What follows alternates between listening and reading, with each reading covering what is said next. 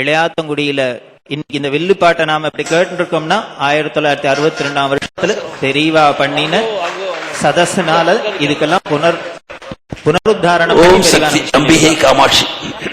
அப்படி ஆறுமுகமர்கள் பரமபக்தர். அதனால இந்த வில்லுப்பாட்டை பெரியவாச்சரத்துல கேட்கிறோம். இந்த மேடையை அமைச்சத்துக்கு பொருத்தமா இன்னைக்கு தான் ப்ரோக்ராம் இதுக்கு இருக்கு. இந்த கிராமத்து சூழ்நிலைக்கு பொருத்தமான வில்லுப்பாட்டு தான் இன்னைக்கு ரொம்ப.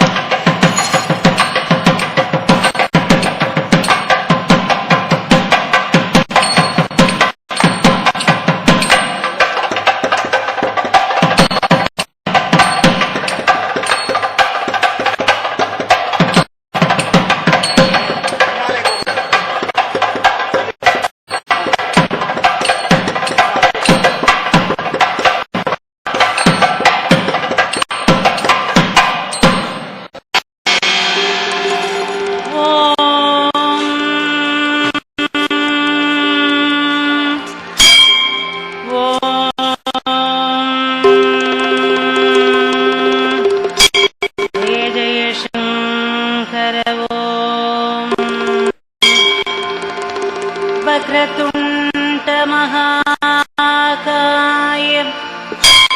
सूर्यकोटि समप्रभ निर्विघ्नं कुरु मे देव सर्वकार्येषु सर्वदा.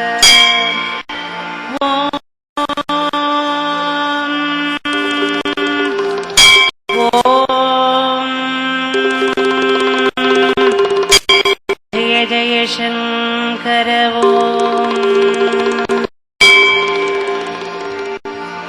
தெய்வங்களை வணங்கும் பிள்ளையாரே திரு சந்தி குந்தியதின பிள்ளையாரே கொஞ்சம் பெரிய நொந்தி பிள்ளையாரே இன்னும் ஒழுக்கட்ட கேட்பதின பிள்ளையாரே.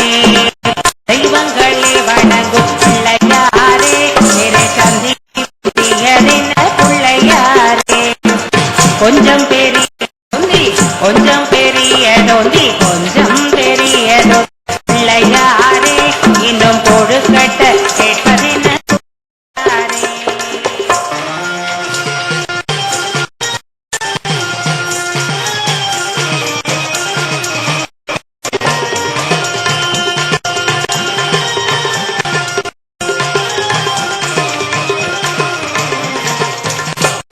மஞ்சும் வடிவம் ஆனை முகத்து ரூபம் வந்ததின பிள்ளையாரே. புலியும் வடிவம் ஆனை முகத்து ரூபம் ஏமித பிள்ளையாரே. எத்தனை கோடி அர்ச்சனை செய்த போதும் எத்தனை கோடி அர்ச்சனை செய்த போதும் எருக்கம் பூவை விரும்பும் பிள்ளையாரே பிள்ளையாரே சொந்தி பிள்ளையாரே. ஐந்து கரத்தனை முகத்தனை இந்தில் இளம் வீரை போலும் ஈற்றனை நந்தி மகள் தனை ஞான உந்தியில் வைத்தடி போற்றுகின்றேன். தெய்வங்களே வணங்கும் பிள்ளையாரே குந்தியதென பிள்ளையாரே.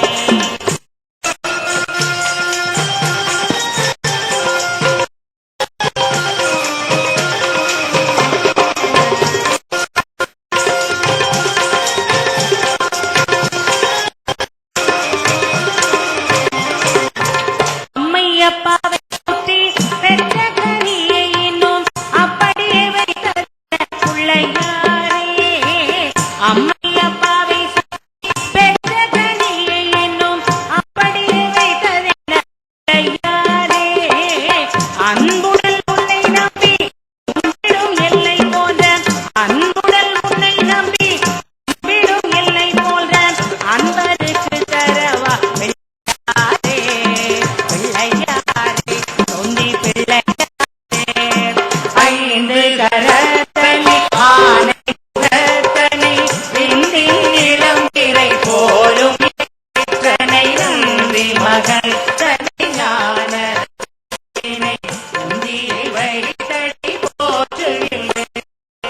தெய்வங்களே வணங்கும் பிள்ளையாரே குந்தியதென பிள்ளையாரே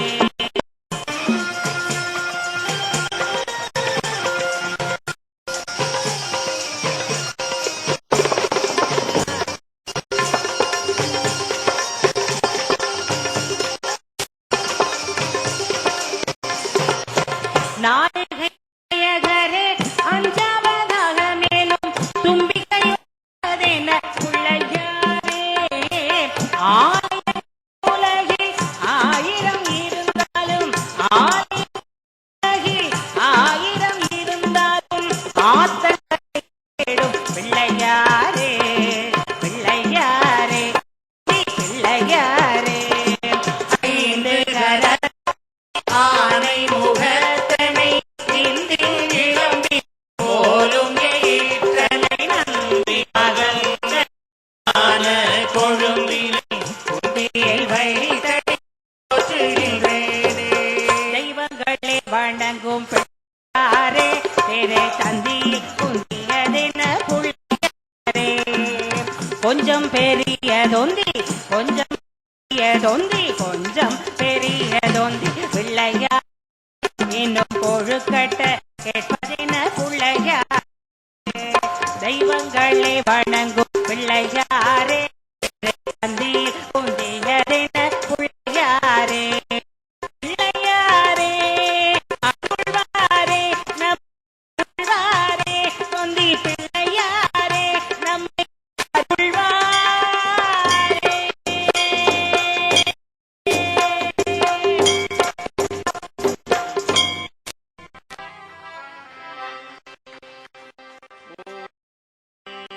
நம பார்வதி நாடுடைய சிவனே போற்றி எந்நாட்டவர்க்கும் போற்றி ஜெய ஜெய சங்கர் ஹர ஹர சங்கர் பெரும் ஜோதி அருள் பெரும் ஜோதி தனி பெரும் கருணை அருட்பெரும் ஜோதி ஓம் சக்தி ஓம் சக்தி ஓம் சக்தி ஓம் அரோஹர நம சிவாய வாழ்க நாதன் இமை பொழுதும் எண்ணி நீங்காதான் தாழ்வான் ஈசனடி போற்றி என்னடி போற்றி நடி போற்றி சிவன் சேவடி போற்றி நின்ற நிமலனடி போற்றி மாய பிறப்பருக்கும் போற்றி ஓ கணபதி காலனும் கைகொழ கணபதி கருமம் ஆதலால் கணபதி கருமம் இல்லையே நிறைகனி அப்பமோட போரி கரிமு நிறைகனி அப்பமோட போரி கப்பி முகன் அடிவே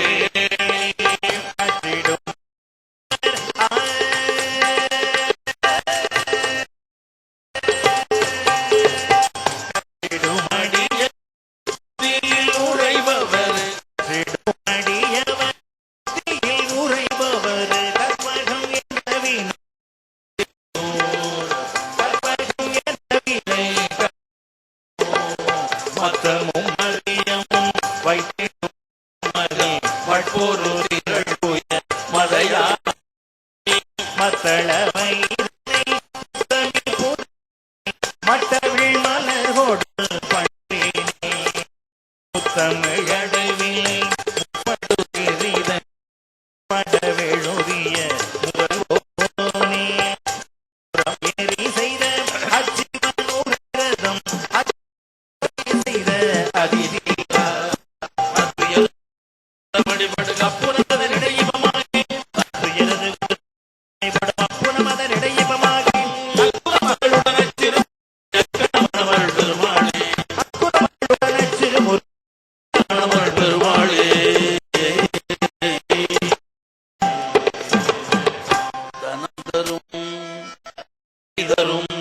ஒரு நாடும் தளரியா மனம் தெய்வ வடிவும் வஞ்சமில்லா தரும் நல்லனை எல்லாம் தரும் அன்பர்க்கு மனம் தரும் பூங்குழலாள்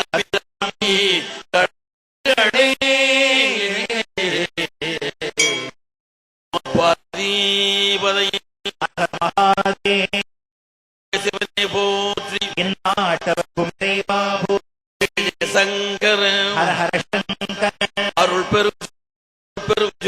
தனி பெரும் கருணை அருட்பெரும் ஜோதி சக்தி ஓம் சக்தி ஓம் சக்தி ஓம் முருகனுக்கு பாரதம் வாழ்க வாழ்க, ஆரெல்லாம் போற்றி தமிழ்நாடு வாழ்க வாழ்க, தமிழ் போல வாழ்க வாழ்க, உலக மனிதநேயம் வாழ்க வாழ்க, பல்லாண்டு வாழ்க வாழ்க. எல்லாம் வல்ல ஸ்ரீ காஞ்சி காமாட்சி அம்மையின் திருவருளாலும் நடமாடும் தெய்வமாக விளங்கி நம்மையும் இந்த நானிலத்தையும் நல்லபடியாக வாழ்த்தி இன்று தாம் தெய்வத்தோடு தெய்வமாக வாழ்ந்து கொண்டிருந்தாலும் அங்கிருந்தே வேண்டும் என காசி பொழித்து கொண்டிருக்கும் ஸ்ரீ ஸ்ரீ ஸ்ரீ மகா பெரிவா அந்த பரமாச்சாரிய தெய்வத்தின் அனுக்கிரகத்தினாலும் நான் இந்த புனிதமான இந்த இடத்திலே இன்றைக்கு நிகழ்ச்சி நடத்தும் போது காஞ்சி ஸ்ரீ காமகோடி மடத்தில் பெரியவங்க முன்னாலே சில நேரங்கள் நிகழ்ச்சி நடத்தக்கூடிய வாய்ப்பு கிடைக்கும். அந்த வாய்ப்பை எண்ணி அதுபோல் நடக்க பெரியவர்கள் கொடுத்துருக்கான்னு நினைச்சு அவர்களை நினைத்து இங்கிருந்து பாடுகின்றேன். இப்போது நான் மேடையில் ஏதாவது பாடுகிறேன், ஏதாவது வசனம் சொல்றேன், ஏதாவது கையை கால அசைக்கிறேன்னா இவன் நான் பாட போறது இல்ல, நான் பேச போறது இல்ல. நீ தெரிஞ்சுக்கணும், ராமலிங்க சாமிகிட்ட போயிட்டு வந்தா தான் முடியும். எப்படிங்க? ராமலிங்க சாமி அருள்பாவை எழுதி முடித்தார். உன்ன மாதிரி ஒரு பக்த பக்கத்துல வந்தான், சாமி நீங்க எழுதுனது நல்லா இருக்குன்னா நீ படிச்சியா அப்பான்னாரு. ஆமான்னா அப்ப தப்புன்னாரு. படிச்சா தப்பா?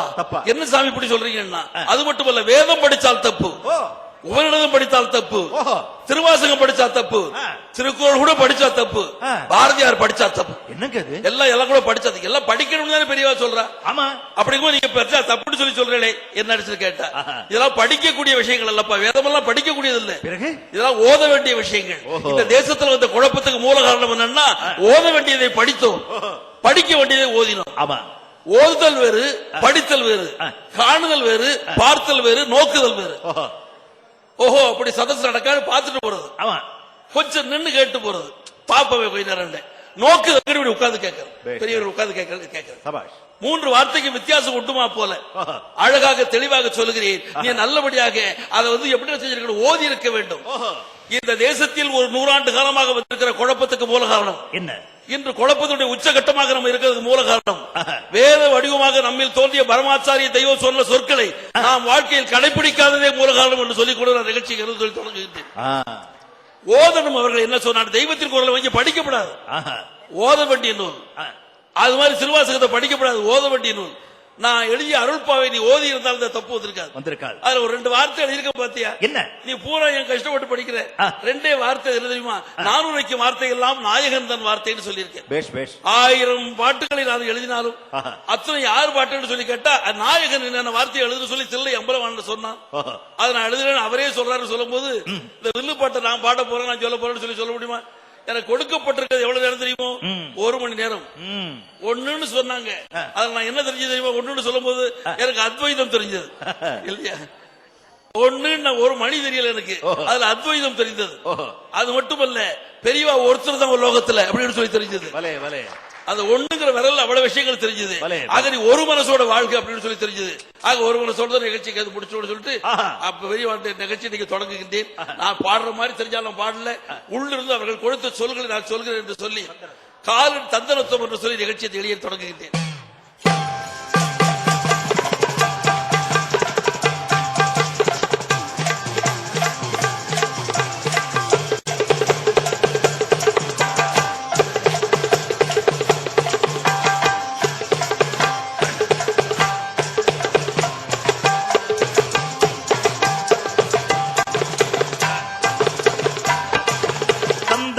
என்று சொல்லியே வில்லினில் பாட, ஆமா வில்லினில் பாட வந்தருள்வாய் கலை மகளே. சந்தனத்தம் என்று சொல்லியே வில்லினில் பாட, ஆமா வில்லினில் பாட வந்தருள்வாய் கலை மகளே. தானதந்தத்தோடு 7 சந்தங்களும் தாளத்தோடு, தானதந்தத்தோடு 7 சந்தங்களும் தாளத்தோடு, ஆன பம்பை ஊருமி தக்கை துந்துமியோடு, ஆமா துந்துமியோடு அத்தனையும் மேளத்தோடு, ஆனபம்பை ஊருமி தக்கை துந்துமியோடு, துந்துமியோடு அத்தனையும் மேளத்தோடே. நெஞ்சமும் நினைவுமாக நிரந்தரமானவரம், நெஞ்சமும் நினைவுமாக நிரந்தரமானவரம், கொஞ்சமும் அவரை மறவோம் பெரியவர்கள், ஆமா பெரியவாளின் திருவடியை வணங்குகிறோம். கொஞ்சமும் அவரை மறவோம் ஜகத்குருவை, ஜகத்குருவின் திருவடியை வணங்குகிறோம். நீர் இருக்கை என்பது கங்கையின் தர்மம். ஆமா, ஒவ்வொரு தர்மத்தை சிந்திச்சு ஒரு அற்புதமான சதஸ். 64, 65 நடந்த நிகழ்ச்சியில தான் எனக்கு பெரியவா முன்னால பாடக்கூடிய பாக்கியம் கிடைத்தது. அதுக்கு பிறகு நான் நடத்திருக்கிறது என்னுடைய டைரி கணக்குப்படி 43 நிகழ்ச்சிகள் பெரியவா முன்னால் நடத்தியிருக்கேன். சத்தஸ்ல நடத்தக்கூடிய பாக்கியம் கிடைச்சதுக்கு அதுக்கப்புறம் இன்னைக்கு தான் கிடைச்சிருக்கு. பெரியவா அனுக்கிரகம். நீ சொல்லணும். தற்செயலாக தரிசனத்துக்கு சென்றிருந்த என்னை, பெரியவர்கிட்ட எப்படி பேசணுங்கிற விஷயம் கூட தெரியாம பேசியிருந்த என்னை கூப்பிட்டு அவரை ஏதோ பார்த்த ஒரு காந்தம் மாதிரி இழுத்தது. பெரியவாட்ட அந்த வார்த்தை சொல்லாம நான் சொன்னேன், போயிட்டு வரட்டுமான்னு. உத்தரவு வைக்கிறேன்னு சொல்ல வேண்டிய வார்த்தை தெரியாம எந்த அறியாமையை எப்படி ரசிக்கிறாங்க பாருங்க. அதான் தெரியல. அறியாமையை பெரியவர்களை மகான் ரசிப்பார்கள். வேடனை ரசிப்பார் ஈஸ்வரர். அதுக்கப்புறம் தான் வித்தகனை ரசிப்பார். ஆக நான் போயிட்டு வரட்டுமா அப்படி சொல்ல கேட்டதுக்கு இருடா இழைச்சு போனார். அப்பெல்லாம் ஆக்டிவா இருந்துகிட்டு வருவார். மாலையெல்லாம் கொடுத்தாங்க, மேல போட்டார். முன்னால அப்ப ஒரு மணி நேரம் ஆச்சு. அப்புறம் நான் போயிட்டு வரட்டுமா அப்படின்னு சொல்லி சொல்றேன். உத்தரவு சொல்ல தெரியல. இருடா ஏன்பாடு உட்காரணும்னு தோணுது. ஆனா என்ன பாஷை பேசணும்னு தோணல. இந்த நிலையை கேட்கறதுக்கு நீங்க பெரியவாவை பத்தி எனக்கு ஒரு பெரிய ஆவல் இந்த பிறவியில் எனக்கு ஒண்ணு இருக்குது. ராமாயணம் 10 தினங்கள் செய்கிறேன், மகாபாரதம் 10 தினம் பண்றேன், 9 தினங்கள் பகவத்கீதை செஞ்சுக்கிட்டு இருக்கேன். அதுகளை விட அற்புதமாக ஒரு 40-41 நாள் பெரியவா சரித்திரத்தை கருத்து சொல்லி பண்ணணும். அவ்வளவு ஆழமான விஷயங்கள் அதுக்குள்ள இருக்குன்னு சொல்ல வரேன். எனக்கு தலைப்பிட்டு காட்டியது போல சில விஷயத்தை பத்தி கோடு போட்டு காட்டுறேன். இந்த சதஸுக்கு கோடு போட்டாலே புரிஞ்சுக்குவீங்க. ஆமா, சில பேருக்கு தான் ரோடே போடணும் இல்லையா? உங்களுக்கு கோடு போட்டா புரிஞ்சுக்குவீங்க. அதனால கருத்து சொல்லி சொல்ல போறேன். அப்ப பெரியவா சாயங்காலம் வரைக்கும் ஆயிட்டது. ஆனா நான் திருநெல்வேலி சைவனாக இருப்பதால் காலையில பெரியவா தரிசனம் இருக்குங்கிறதுக்காக முழு விரதமாக சென்று இருக்கிறேன். அதை பத்தி ஒழுங்கா கடைபிடிச்சேன். அங்க ஒரு ஹோட்டல் கூட ஒண்ணு சாப்பிடல. அப்ப நான் போயிட்டு வரேன். இருடாண்ணா ஆகம சில்ப சதஸ் நடக்குதோ இல்லையோ அப்படின்னா சரி. அப்ப கூட என் தமிழ கேளுங்க. நான் கலைவாணர் NS கிருஷ்ணன் எழுதினேன். அந்த தமிழ்ல ஒரு வார்த்தை சொல்லி சொன்னேன். என்ன தெரியுமா? ஆமா, வால் போஸ்டர் எல்லாம் எழுதி ஒட்டிருக்கா காஞ்சி இடத்துல பார்த்தேன். என் தமிழ் என் தமிழ் அந்த நிலை தமிழ் இந்த தமிழ் ஆக்கியிருக்காரு அவரு இல்லையா? சொல்ல இடைவெளி தெரியும் இல்லையா? அதுல நீ திருநாவுக்கரசர் சரித்திரத்தை சொல்ற அப்படின்னா ஆக பெரியவாழ் உள்ள கிடக்கையாக இருந்த பெரிய மகான் வரலாறு திருநாவுக்கரசர். இதை தமிழ் இலக்கியத்தில் அகச்சான்று சொல்லுவார்கள். அவர்கள் சொன்ன விஷயத்திலிருந்து வரலாற்றை தொகுப்பது திருநாவுக்கரசர் நடத்த. நான் சந்தோஷத்துல நடத்த சொல்றாங்களே பெரியவாழ்னு சொல்லி சரி அப்படின்னு சொல்லி சொல்லிட்டேன். அப்ப கூட சரின்னு சொல்றேன், உத்தரவு சொல்லல. எங்க எந்த பள்ளத்தில் இருந்திருக்கேன் பாருங்க. அந்த பள்ளம், இந்த பள்ளத்தில் விழுந்திருக்க கூட வெளிப்பட்டு பதவி கொள்வார். அந்த இடம் வரணும்னா சரி வீட்டுக்கு வந்தேன். வில்லுப்பாட்டு நாவுக்கரசர் வரலாறு தான் பெரிய வரலாறு. 81 வயசு. அதை ஆழமாக செய்ய வேண்டிய அற்புதமான பெரிய வரலாறு. ஆக பண்ணணும் என்ன, பள்ளிக்கூடத்தில் படிச்சது வேற, வில்லுப்பாட்டுக்கு படிக்க வேண்டியது வேற. பள்ளிக்கூடத்தில் படித்தது மார்க்குக்காக படித்தோம். இதில் சன் மார்க்கத்துக்காக படிக்கணும். சன் மார்க்கத்துக்குள்ள மார்க் இருக்கு, இருந்தாலும் சன் மார்க்கத்துக்காக படிக்கணும். இன்னும் படிச்சு ஒரே இரவில் 40-41 பாடல்களை எழுதி முடித்து பெரியவா நடத்துறது போயிருக்கும் போது சத்தஸுக்கு பெரியவா இருந்து கேட்கக்கூடிய பாக்கியம் எனக்கு கிடைச்சது. அது கேட்டது தந்தனத்தோடு சொல்லி ஆரம்பிச்சேன். ஆரம்பிக்கவும் ஒரு பெரியவர், நான் உங்களை மாதிரி ஒரு பெரியவருக்கு வந்து பெரியவா நமஸ்காரம் பண்ணிட்டு ஆரம்பிக்க வேண்டாம். எனக்கு ஒரு ஆவலும் துடிப்பு என்னன்னா, நம்ம நமஸ்காரம் பண்ணிட்டு ஆரம்பிச்சா அது கூட போயிட்டாருடா எப்படி செய்யறதுன்னு நினைச்சுக்கிட்டு நான் இங்க இருந்து நமஸ்காரம் பண்றேன்னு இப்ப இங்க இருந்து நமஸ்காரம் பண்றேன்னு இல்ல, எப்படி யார் வந்தாலும் கிட்ட போய் நமஸ்காரம் பண்ணிட்டு தான் இருந்து ஆரம்பிப்பா, நீங்க ஆரம்பிக்கும் அப்படின்ட்டா. நான் சொன்ன இங்க இருந்து நான் நமஸ்காரம் பண்றேன். கோபுரங்களை தொட்டா வணங்குகிறோம், கோபுரங்களை துரத்துறது வணங்குவதில்லையா? ஆக என் பெருமகனார் எனக்கு கோபுரமாக காட்சி அளிக்கிறார் கும்பிட சொல்லி கும்பிட்டு அங்க சொல்லி நிகழ்ச்சி ஆரம்பிச்சேன். தந்தனத்தோடு சொல்லி ஆரம்பிச்சதும் பெரியவா சொல்லி சொன்னா ஒவ்வொரு வார்த்தையா சொல்லிட்டு வந்ததும் முதல்ல கலைவாணர் NS கிருஷ்ணனோட அண்ணாதுரை வீட்டுக்கு நான் வந்தேன். யாரோ ஒருவர் சிறு வயசுல கை குழந்தையான இருக்கும்போது திருநெல்வேலியில் நாங்கள் தமிழ் படித்தவர்கள் முறையாக தமிழ் போல் வாழ்கிறேன் என்ன வாழ்த்திட்டாக போல இருக்கு. தமிழ் போல் வாழ்கிறேன் வளர்கிறேன். பெரியவா கேட்டுக்கிட்டு இருக்கா, பெரியவா கேட்டுக்கிட்டு இருக்கா. அங்க இருக்கான்னு நினைச்சு நான் சொல்லிட்டு இருக்கேன். வாழ்கிறேன். முதல்ல ஆனா பலித்தது அண்ணா வீட்டுக்கு வந்தேன். இப்ப ஆவண்ணா பலித்தது ஆச்சாரி சுவாமிகள் அழைத்திருக்கிறீர்கள். அடுத்து ஈனா பலிக்க வேண்டும். இதோடு இறைவன் என்னை மேலே இழுத்துக் கொள்ள வேண்டும். பட முடியாது நீ துயரம் பட்டதால் போதும் மனசை அப்படி சொன்னேன். அதுக்கு பெரியவா என்ன சொன்னாலும் தெரியுமா? அதுக்கப்புறம் அவன் என்ன ஸ்பஷ்டமா பேசுறான் பாரு, அண்ணாதுரைன்னு சொல்ல மாட்டான். அந்த கூட்டத்தில் எல்லாரும் பயப்படுவா. என்ன குழந்தை மனசுல உள்ளது சொல்றான். காமாட்சி நாவல் இருக்கா, அதுதான் எனக்கு இன்னைக்கு இந்த மேடை கிடைச்சது. அதுதான் நீங்க திறமைக்காக கூப்பிட்டுருக்கீங்க. உங்கள்கிட்ட இல்லாத திறமையாகிட்ட ஆத்மாவை பேசணும். ஒரு 6 நாள் 10 நாளுக்கு சொல்லி பேசுவாங்க. கணேசர்மா பேசணும். அவள் அற்புதமா காவியமே ஏற்றுவார். அவளை மாமேதைகளுக்கு வச்சுட்டு என்ன எது கூப்பிட்டு என்னுடைய உண்மைக்காக அழைத்திருக்கிறீர்கள், ஒழுக்கத்துக்காக அழைத்திருக்கிறீர்கள், பெரியவா மேல நான் கொண்ட பக்திக்காக அழைத்திருக்கிறீர்கள் என்று சொல்லிட்டு இன்னைக்கு சொல்ல வந்த கதையை இன்னைக்கு பணி உண்போடு சொல்கிறேன். ஏதாவது இந்த சுப்புவார்மன் 38 வருஷமாக வில்லுப்பாட்டில் ஏதாவது செஞ்சுக்கிட்டு இருக்கேன்னு சொல்லி சொன்னால், அண்மையில சங்கீத நாடக அகாடமி அவார்டு கிடைச்சதுன்னு ஜனாதிபதி அவார்டு கொடுத்தாருன்னு சொன்னா, எல்லாத்துக்கும் மூல காரணம் நான் மேடைகளுக்காக சொல்றவன் அல்ல. நான் வேகமா பேசுறதுக்கு ஒரே காரணம் உள்ளதை சொல்றவன் தான். மனசுல உள்ளதை சொல்றவன் இன்னைக்கு வேகமா தான் பேசுவான். நிறுத்தி பேசினா பொய் சொல்றான்னு அர்த்தம். மனதில் சொல்ல வேண்டியவனே. எல்லா பெருமைக்கும் அந்த தெய்வம் தான் மூல காரணம் என்று சமர்ப்பித்து விட்டு நான் எளிய நிகழ்ச்சியை தொடங்குகிறேன். அன்னைக்கு தான் வில்லு கொண்டு சொல்லி சொன்னான். உன் வில்ல பாத்துக்கிட்டு தான் அதுக்கப்புறம் ஒரு மாசம் கழிச்சு கலவை பக்கத்துக்கு போறோம். அங்க கச்சேரி பண்ணேன். எனக்கு என்ன ஆவல் ஆச்சரியம்னா, நம்ம என்ன பண்றோம், 4 பாட்டு கிராமிய பாட்டு பாடுறோம், நகைச்சுவை ஏதாவது சொல்லுவேன். இத பெரியவா இருந்து கேட்கறதுக்கு என்ன இருக்குதுல, அவர் கையில் இருக்க வேண்டிய புஸ்தகமா இது, அவர் இருந்து கேட்கறதுக்கு என்ன, இது நல்ல கேட்கக்கூடிய ஆடியன்ஸுக்கு நிறுத்தி சொல்றேன். அப்படி நினைச்சேன். எப்படி அந்த தெய்வத்துக்கு தெரியுமோ தெரியல. அவன் அன்னைக்கு பிரசாத் வாங்கும்போது சொல்றான், ஏன் தெரியுமாடா நான் உள்ள பார்த்துட்டே இருக்கேன், நீ சொல்றது கேட்டுட்டே இருக்க, சொல்லு பார்க்கலாம். இதுக்கு என்ன சொல்லுவேன், நானும் நல்ல பாடுறது இல்லை அப்படின்னு சொல்றது. நான் பேசாம கேட்டது என்ன சொன்னேன், என்ன கேட்டா, ஏன் உன் வில்ல பார்த்துட்டே இருக்கேன் தெரியுமோ, தெரியுமா அண்ணா. ஏன்னா நீ ஒருத்தன் தாண்டா மேடைக்கு வர்றவாள் நிஜமா சிரிக்கிறேன் அப்படின்னு. நிஜமா சிரிக்கிறது தமிழ் ஒரு செட்டப் இருக்கிறது எனக்கு அன்னைக்கு தான் தெரியும். அப்ப பொய்யா சிரிக்கிறவாள் மேடைக்கு வர்றாளா அப்படி படின்னு கேட்டுவிட்டேன். வேகமா கேட்டேன். அதுக்கு சிரிச்சார். சிரிச்சு ஆசீர்வாதம் பண்ணுவா பெரியவங்க. இன்னைக்கு புன்னகை மூலம் ஆசீர்வாதம் பெரியவர். சிரிச்சு அதை பண்ணிட்டு, ஆமா நிறைய வர்றாளே, பொதுவா காஞ்சிபுரத்துக்கு பட்டு ஜவுளி வர வேண்டி வந்தாள்லாம் பரமாச்சாரிகளை பார்க்க வந்தாங்கிறா. ஆனா நீ ஒருத்தன் தான் குழந்தை, அன்னைக்கு கல்யாணத்துக்கு வந்து போகும்போது பார்த்து போலான்னு வந்து சொல்றேன். இந்த உண்மை பெரியவர்கிட்ட கருதி எடுபட்டது, வெளி பார்த்து உலகம் எடுபடாது. அப்பேற்பட்ட பரமாச்சாரிய தெய்வம். எனக்கு என்ன ஒரே கவலை, வாழ்க்கை கவலையாக சொல்லுகிறேன். என் தனிப்பட்ட கவலை இல்லை, குடும்ப கவலை இல்லை, என்னுடைய கலையை பற்றின கவலை கூட இல்லை. மனித குலத்தை பற்றி எனக்கு ஒரு கவலை என்னன்னா, அற்புதமான ஒரு மாமனிதன் ஒரு மகானாக தோன்றி தெய்வமாக வாழ்ந்திருக்கக்கூடிய அவர் அனுகிரகித்த விஷயங்களை யாரும் வாழ்க்கையில் கடைபிடிக்க மாட்டேன் என்கிறார்களே, இப்படி இருக்கிறார்களே ஒரே ஏக்கம் தான் அப்படின்னு சொல்லிக்கிட்டு அதுக்காகத்தான் நான் என்ன பாடிக்கிட்டு இருக்கேன். சொல்வார்கள், நீர் இருக்கை என்பது கங்கையின் தர்மம், நிலம் இருக்கை என்பது பூமி தேவி தர்மம், வேறு இருக்கை என்பது விருட்சத்தின் தர்மம், விதி இருக்கை என்பது பிறவியின் தர்மம், ஊர் இருக்கை அங்கே யார் இருக்கை என்று உலக இயற்கை எல்லாம் தரிசிக்கும் தலமாம் ஓர் இருக்கை. அந்த ஓர் இருக்கை இன்னைக்கு காலையில் பெரியவா நினைச்சுக்கிட்டு எழுதுனது ஓர் இருக்கை. நாளை உதயாதி உலகில் பரமாச்சாரியர் இருக்கை. அவர் அங்கே இருக்கக்கூடிய அப்பேற்பட்ட புனிதமான இடத்துல நினைச்சு இன்னைக்கு அவரை பத்திர சில விஷயங்கள் சொல்லணும். அப்ப கடைசி 93வது ஜெயந்தியோ அந்த நேரத்துக்கு போயிருக்கும் போது சயனத்துல இருந்தாங்க பெரியவங்க. இருக்கும்போது இன்னைக்கு என்னடா கதை பண்ண போறேன்னா, இன்னைக்கு கிருஷ்ணாவதாரம் பண்ண போறேன். பக்கத்துல சௌராஷ்டிரா சிரிச்சுக்கிட்டே ஒரு வாசகம் கேட்டார். இது என்ன, சிவபெருமான் நேரில் சொன்னா என்ன கேட்பார், நம்மளா கண்டுபிடிக்க முடியுமா? ஆத்மா சொல்ல போய் சொல்ற, காற்று போல் தெரியுதல் அப்படின்னார். காற்று போல் ஒரு அவமானம் சொன்னார். எல்லா இடத்துல இருக்க காற்று போல் ஏன்னா பெரியவளை மனசுல வச்சுக்கிட்டே இருக்காரு. லோகத்துல கடவுளுக்கு அவமானம் ஒண்ணு சொல்லணும்னா காற்று தான் சொல்லணும். அது இன்னைக்கு இங்க இருக்கும், நாளைக்கு இன்னொரு இடத்துல இருக்கும். அது இல்லாம வாழ முடியாது. அது மாதிரி கனமும் கிடையாது. அவ்வளவு எளிமையா இருக்கும். அப்பேற்பட்ட எளிமையா இருக்கக்கூடிய தெய்வம் வில்ல பார்த்துட்டு ஒரு சொன்னான், உன் வில்ல பார்த்தா எனக்கு என்ன தெரியுது தெரியுமா, நான் அதனால அந்த வில்ல அப்படியே வச்சிருக்கேன். அதை புதுசு பண்ணாம நாகரிகம் பண்ணாம. எனக்கு வில்லை பார்த்தால் நல்ல கேட்க வேண்டிய விஷயம்.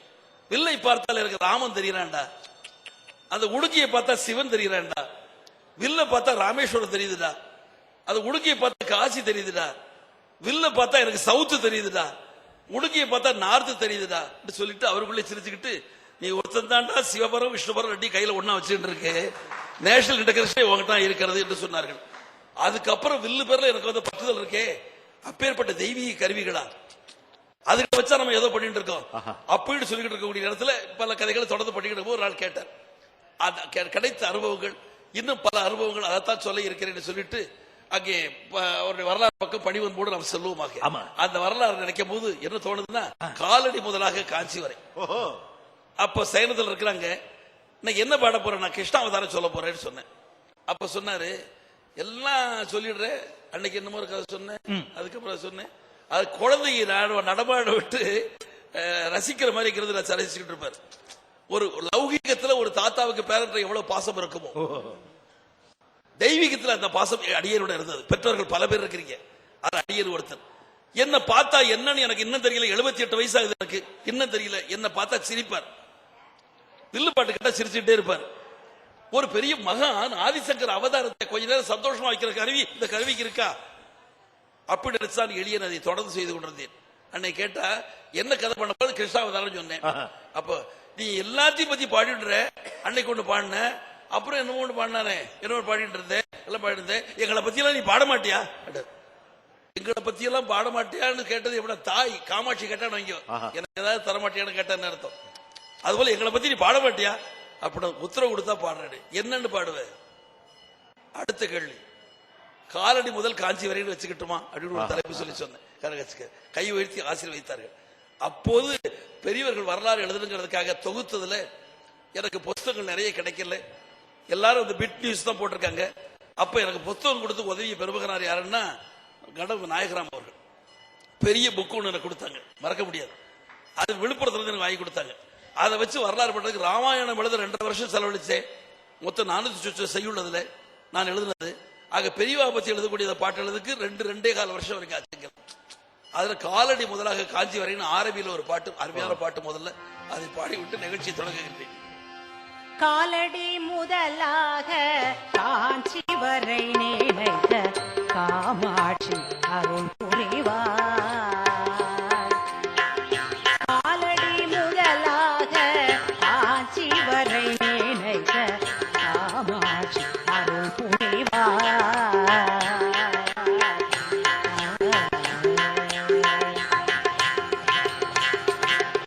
நாலு வேத வடிவம் உபநிடத சரீரம், நாலு வேத வடிவம் உபநிடத சரீரம், பாரதத்தை பாதத்தால் அளந்த உயர் மனிதம், பாரதத்தை பாதத்தால் அளந்த உயர் மனிதம், காலடி முதலாக ஆட்சி வரை நினைத்த காமாட்சி அருள் புரிவார்.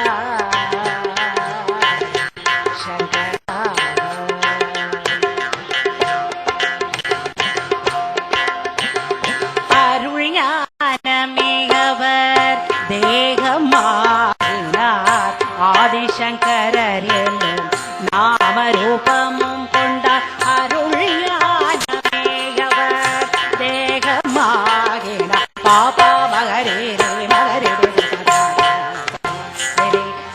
அருள் ஞானமே அவர் தேகமாகி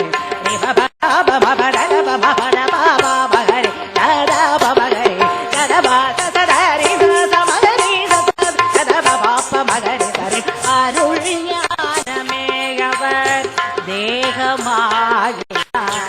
ஆதிசங்கரர் என்னும் நாமரூபமும் கொண்டார். நகரேஷு காஞ்சியில் காமகோடி பீடத்திலே, நகரேஷு காஞ்சியில் காமகோடி பீடத்திலே, காமாட்சி சந்நிதியில் ஸ்ரீ சக்கர பிரதிஷ்டையா, காமாட்சி சந்நிதியில் ஸ்ரீ சக்கர பிரதிஷ்டையா, காலடி முதலாக காஞ்சி வரை நினைத்த காமாட்சி அருள் புரிவார். சங்கரா ஜெய ஜெய சங்கரா.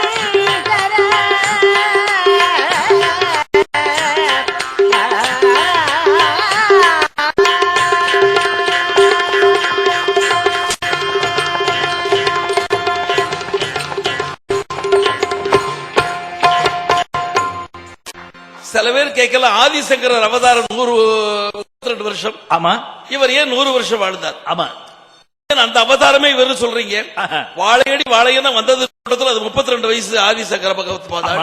இவர் ஏன் 100 அப்படின்னு கேட்டா ஒரே ஒரு விளக்கம் தான் அதுக்கு. அப்ப உள்ள வாழ திருத்ததுக்கு 32 வருஷம் போதும்.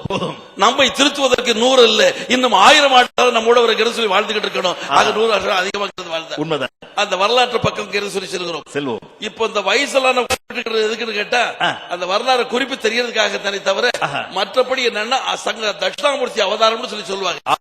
ஆதிசங்கர பகவத் பாதாள் அந்த காலம் இருக்கு இல்லையா, வயசு எடுக்கணும்னு சொல்லி சொன்னாலும் இப்போ 1894 வருஷம் மே மாசம் 20ஆம் தேதி கிழமை ஞாயிறு நேரம் பகல் 1 மணி நிமிஷம் அவருடைய அவதார மகிமை நம்ம சிந்தித்து பார்ப்போமாக.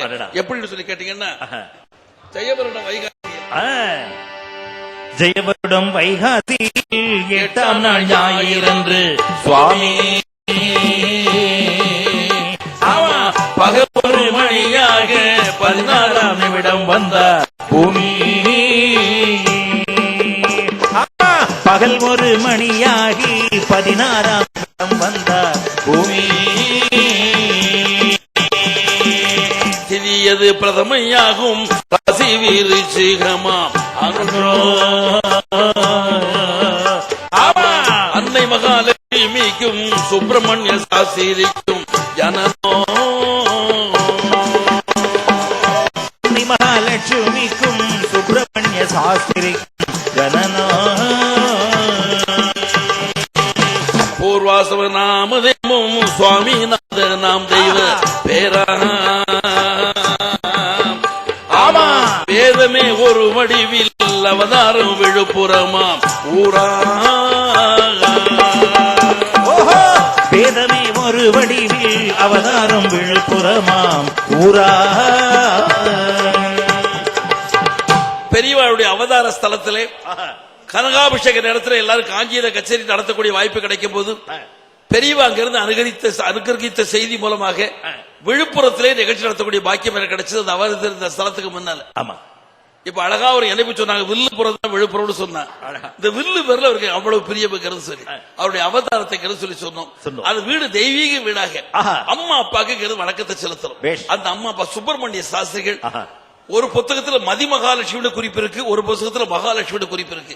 ஆக அந்த அம்மைக்கு அங்க கருவிலே கோசலையின் மணி வயிறு வாய்த்ததுன்னு சொல்லுவாங்க இல்லையா, அந்த மாதிரி நேரத்தில் அந்த அம்மை எப்போது தெய்வத்தை சொல்லி நினைத்தார்கள். அப்படியா மகான்களை சொல்லும் போது மகான்களுடைய மாதாவை முதல்ல சொல்லி வணங்கி சொல்லணும்.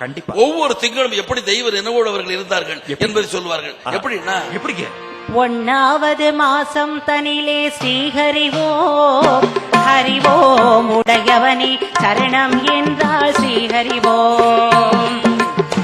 2வது மாசம் தனிலே பெருமானே ஹரிவோம் இறைவனே நாமம் சொன்னால் ஸ்ரீஹரிவோம். 3வது மாதம் தனிலே பெருமானே மும்மூர்த்தி வணங்கி வந்தாள் பெருமானே. 4வது மாதம் தனிலே ஸ்ரீஹரிவோ நாராயணன் பாதம் சொன்னார் ஸ்ரீஹரிவோ ஹரிவோம் நாராயணன் பாதம் சொன்னார் ஸ்ரீஹரிவோ. 5வது மாசம் தனிலே பெருமானே ஹரிவோம் அஞ்சனையின் பதம் பணிந்தாள் பெருமானே. 6வது மாசம் தனிலே ஸ்ரீஹரிவோம் ஹரிவோம் ஆலயமே சுற்றி வந்தாள் ஸ்ரீஹரிவோம். 7வது மாசம் தனிலே மணிவண்ணா 7 மலையை வணங்கி வந்தாள் மணிவண்ணா. 8வது மாசம் தனிலே பெருமானே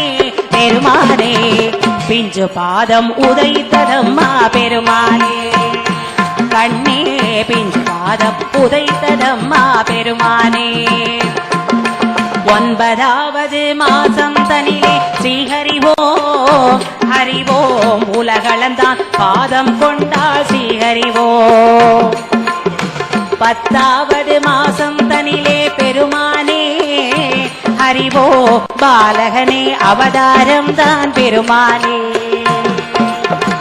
ஆராரோ ஹரிராரோ ஹராரோ கண்ணே ஆராரோ ஹரிராரோ ஹராரோ ஆராரோ ஹரிராரோ ஹராரோ கண்ணே ஆராரோ ஹரிராரோ ஹராரோ ஹரிவோ ஆராரோ ஆரிராரோ ஹராரோ கண்ணாராரோ ஆரிராரோ கண்ணே. ஆராரோ அப்படிங்கிற தமிழ் வார்த்தையால் சொல்லி இந்த தெய்வத்தை தாலாட்டிக்கிட்டு இருக்கிறாங்க. ஆராரோங்கிற வார்த்தைக்கு அர்த்தம் என்ன தெரியுமா? என்ன? தாய்மார்கள் தாலாட்டு பாடக்கூடிய சாதாரண வார்த்தையில் வரக்கூடிய ஒரு ஒலி அல்ல. ஒலி அல்ல. அந்த ஆராரோங்கிற அர்த்தம் ஆறு ஆரோ. நீ முந்தி பிறவியில் யாரோ யாரோ அதை கேட்கிறாள தாய். மன்னன் மகனோ அதை முந்திய பிறவில எப்படி ஒரு பெரிய கவிஞன் வீட்டுல பிறந்திருப்பியோ யாரோடு கேட்கிறாளா? அப்படி அமைஞ்சது தெய்வீக வீடு. அப்படியா? பெரியவா தன் அவதாரத்தை பத்தி சொல்லும் போது அகச்சான்றாக ஒரு குறிப்பு கிடைத்தது. என்னங்க அது? ஒரு அருமையான குறிப்பு சிந்தனைக்கு தருகிறேன். நல்ல வேளையாக நான் ராமர் பிறந்த திரேதா யுகத்தில் பிறக்கவில்லை. பெரியவங்க சொல்றது பரமாச்சாரியார் இப்ப இதே நேரத்தில் தியாக பருவத்துக்கிட்ட போவோம். என்ன சொல்றார்? தியாக பருவம் என்ன சொல்றாரு? நான் அப்போது பிறக்கவில்லைங்கிற ஏக்கம் இருக்கு அப்படிங்கிற கலியில பிறக்கக்கூடிய சூழல் எனக்கு வந்து வருத்தப்படுறேன். இப்ப கலியில எனக்கு அப்ப இருந்தா நான் சீதாகலை பார்த்திருப்பேன், நேரில் பார்த்திருப்பேன். அந்த பாக்கியம் எனக்கு கிடைக்காம போச்சு அப்படின்னு அவரு இப்ப வர்றதுக்கு வருத்தப்படுறாரு. சரி, ஆனா பரமாச்சாரிய தெய்வம் என்ன சொல்லுது? நல்ல வேளை நான் திரேதாயுகத்துல பிறந்ததுல கலியில பிறந்தேன். ஏன் அப்படி சொல்றார்? அது ரொம்ப ஆழமான கரமான விஷயம் இருக்கு. நல்ல இன்னொரு தடவை ஞாபகப்படுத்திக்கிறேன். நல்ல வேளையாக நான் இப்ப பிறந்திருக்கிறேன், அப்ப பிறக்கலங்கிறார் நம்ம பரமாச்சாரிய தெய்வம். ஆமா, தியாக பருவம் சொல்றது தெரியுமோ? நான் இப்ப பிறந்துட்டேனே, அப்ப இருந்திருந்தா சீதாக்கள் இடத்த கண்ணால பார்த்திருப்பேனே அப்படின்னு சொல்லி அவர் சொல்றாரு. ரெண்டுக்குள்ள விளக்கங்கள் என்ன விளக்கம்? ஒரு ஆழமான விளக்கம் ஒன்று உண்டு. பரமாச்சாரி என்ன சொல்றார்? நான் ராமன் பிறந்த நேரத்தில் பிறந்திருந்தா அப்போ நான் ஒரு மடாதிபதியா தான் இருந்திருப்பேன். வீதி வழியாக நான் நடந்து சென்றிருப்பேன். என் ராமன் தேரில் வந்திருப்பான். ராமனிடம் ஒரு பழக்கம் ஒண்ணு உண்டு. அது என்னன்னா, எப்பேற்பட்ட பெரியவர்களை வாசல் வீதியில பார்த்தா அவன் தேரை வெட்டி இறங்கி நீங்கள் நலமான என்ன நமஸ்காரம் பண்ணியிருப்பான். இப்ப அப்போது பிறந்திருந்தால் ராமன் என்னை நமஸ்காரம் பண்ணியிருப்பான். இப்ப பிறந்தனால நான் ராமனை நமஸ்காரம் பண்றேன். அது எவ்வளவு பெரியது அப்படின்னு சொல்லி சொல்வார் பரமாச்சாரி. தியாக பருவம் அப்ப இருந்தா நான் சீதா கல்யாணத்தை பார்த்திருப்பேன் என்று சொல்லி ராம உச்சரிப்பை, அந்த ராம நாமத்தை அத்தனை முறை சொல்றதுக்கு அப்புறம் ராமன் காட்சி கிடைச்சு சீதா கல்யாண வைபவ கீர்த்தனை கிடைச்சது. உண்மை. ரெண்டு பேர் ஏக்கமும் வெவ்வேறு, ஆனா நோக்கம் ஒன்று. எல்லா பெரியவர்களும் ஒண்ணு. ஒருத்தர் 4 நாள் எட்டுனாரு, ஒருத்தர் 6-2 எட்டுனாரு, ஒருத்தர் 10-2 போனா எட்டுனாரு, ஒருத்தர் 192 போனா எட்டுனாரு. மொத்தத்தில் அவர்கள் சொன்ன விஷயம் எல்லாம் ஒன்று. அது தெரியாம தான் அடிபடி. இப்ப நடந்துகிட்டு இருக்கிற சதசனுடைய பெரிய சன்மார்க்க ஒரு நன்மை என்ன தெரியுமா? சென்னையில நான் இன்னைக்கு இணைத்து சொல்கிறேன்னு நினைக்காதீங்க. இன்னைக்கு நடந்த ஒரு நான் தேசிய உணர்ச்சி உடையவனா இருக்கிறதால சொல்றேன். பெரிய நன்மை என்னன்னு கேட்டா, ஆன்மீகமும் அரசியலும் சந்திக்காம இருந்தது. நேற்று சந்திச்சாச்சு சன்மார்க்கம் இல்லையா? இதை விட உங்களுடைய சதஸுக்கு என்ன சக்சஸ் வேணும்? சதஸ் சக்சஸ் ஆச்சு. எத்தனை பேர் வந்தாங்க, எவ்வளவு நேரம் இருந்தாங்கல்ல, யார் யாருக்கு என்ன கொடுக்கப்பட்டது? ஆன்மீக பயன். நீங்க நடத்திக்கிட்டு இருக்க வேள்வி வீண் போகல. பரமாச்சாரி தெய்வத்தை கூப்பிட்டது போல பரமாச்சாரியோட ராஜாஜி சந்திக்கிறாங்க. அதே மாதிரி காந்தியடிகள் பார்க்கிறார், வினோபா பாவை பார்க்கிறார், இன்னும் எல்லா பெரியவர்களுக்கு என்ன சொல்லி சந்திக்கிறாங்க. தேசியத்தை பத்தி அவர்கள் என்ன சொல்லியிருக்காங்க? இப்பேற்பட்ட அவதரித்த அற்புதமான ஒரு தெய்வம் சொன்ன விஷயங்கள் இதெல்லாம் தேசத்துக்கு சொல்றதுக்கு இல்லை. என்னை பொறுத்தவரையில் ஒண்ணு சொல்றேன், காஞ்சி மடத்துல இருந்து சொல்ற மாதிரி சொல்லி சொல்றேன். எந்த மேடைக்கு சென்றாலும் சரி பெரியவங்களை நான் மறக்கிறதே இல்லை. ஏன்னு கேட்டா, பெரியவங்களுக்கு நம்ம சொல்லி ஒண்ணுமே ஆக வேண்டியதில்லை. அதை சொல்லுவது நாட்டின் நன்மைக்காக, நமது நன்மைக்காக. ஒரு அருமையான ஒரு தேசிய கூட்டம் சொல்லுங்கள, ஒரு காங்கிரஸ் நண்பர்கள் ஜாஸ்தி வந்துகிட்டு இருக்காங்க. அந்த கூட்டத்தை சொல்லும்போது பெரியவாளை பத்தி நான் சொல்லிட்டு ஆரம்பிச்சேன். எப்படிங்க? ஏன் பெரியவாளை இன்னைக்கு ஆரம்பிச்சிருக்கோம் அப்படின்னு சொல்லி சொன்னா, தனுஷ்கோடியில் ஒரு அற்புதமான சம்பவம் நடந்ததாக எனக்கு ஒரு குறிப்பு கிடைத்தது. அப்போ அந்நிய துணி பகிஷ்காரத்தை இயக்கம் செய்துகிட்டு இருந்தாங்க. காந்திஜியுடைய அந்நிய துணி பகிஷ்காரம் எனக்கு ரொம்ப பிடிச்சிருக்குது.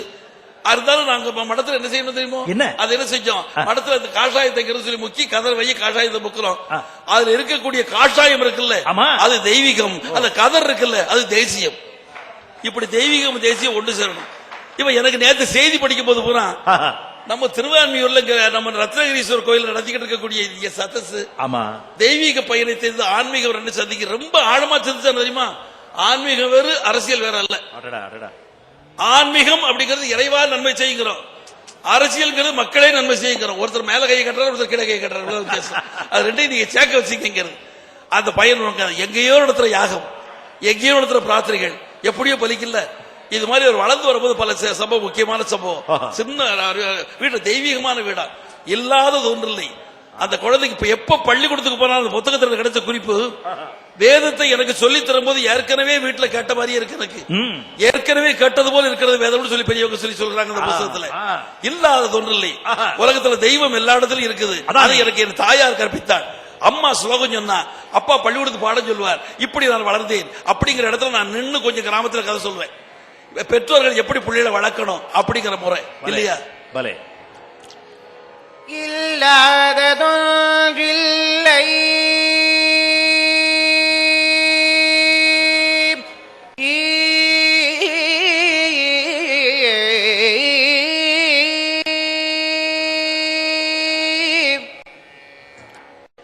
எல்லாமும் இயல்று சொல்லாமல் சொல்லி வைத்த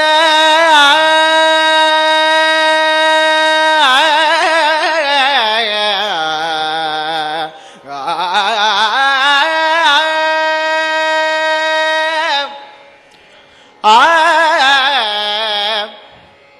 ஆ ஆ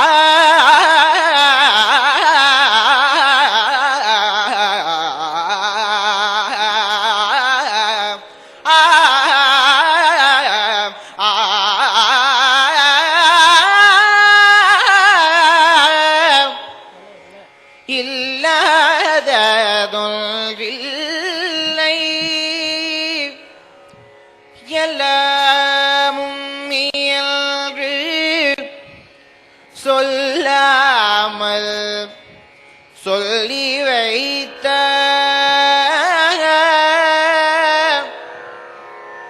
புல்லாகி பூண்டாகி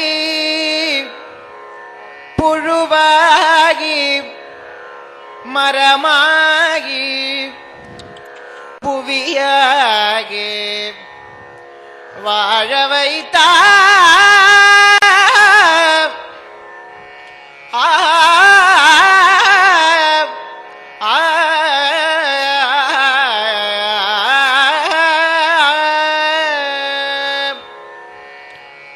சொல்லாலும் மனதாலும்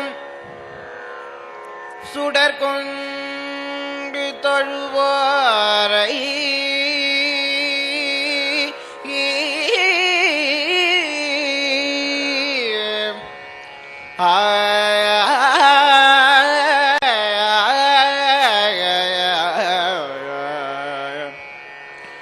சொல்லாலும் மனதாலும் சுடர்கொண்டு தொழுவோரை மேலும் உயர வைத்த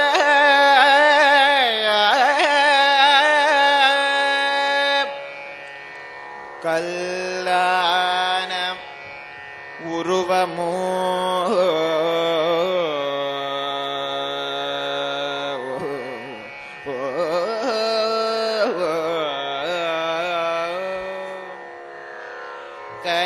கனிவான உள்ளமோ வடிவான சதுர்வேதனே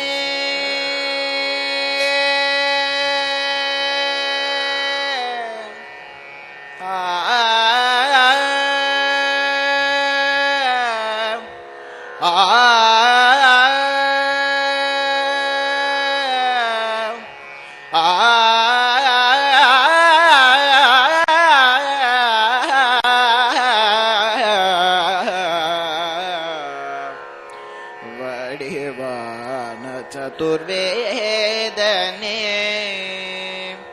சதுர்வேதனே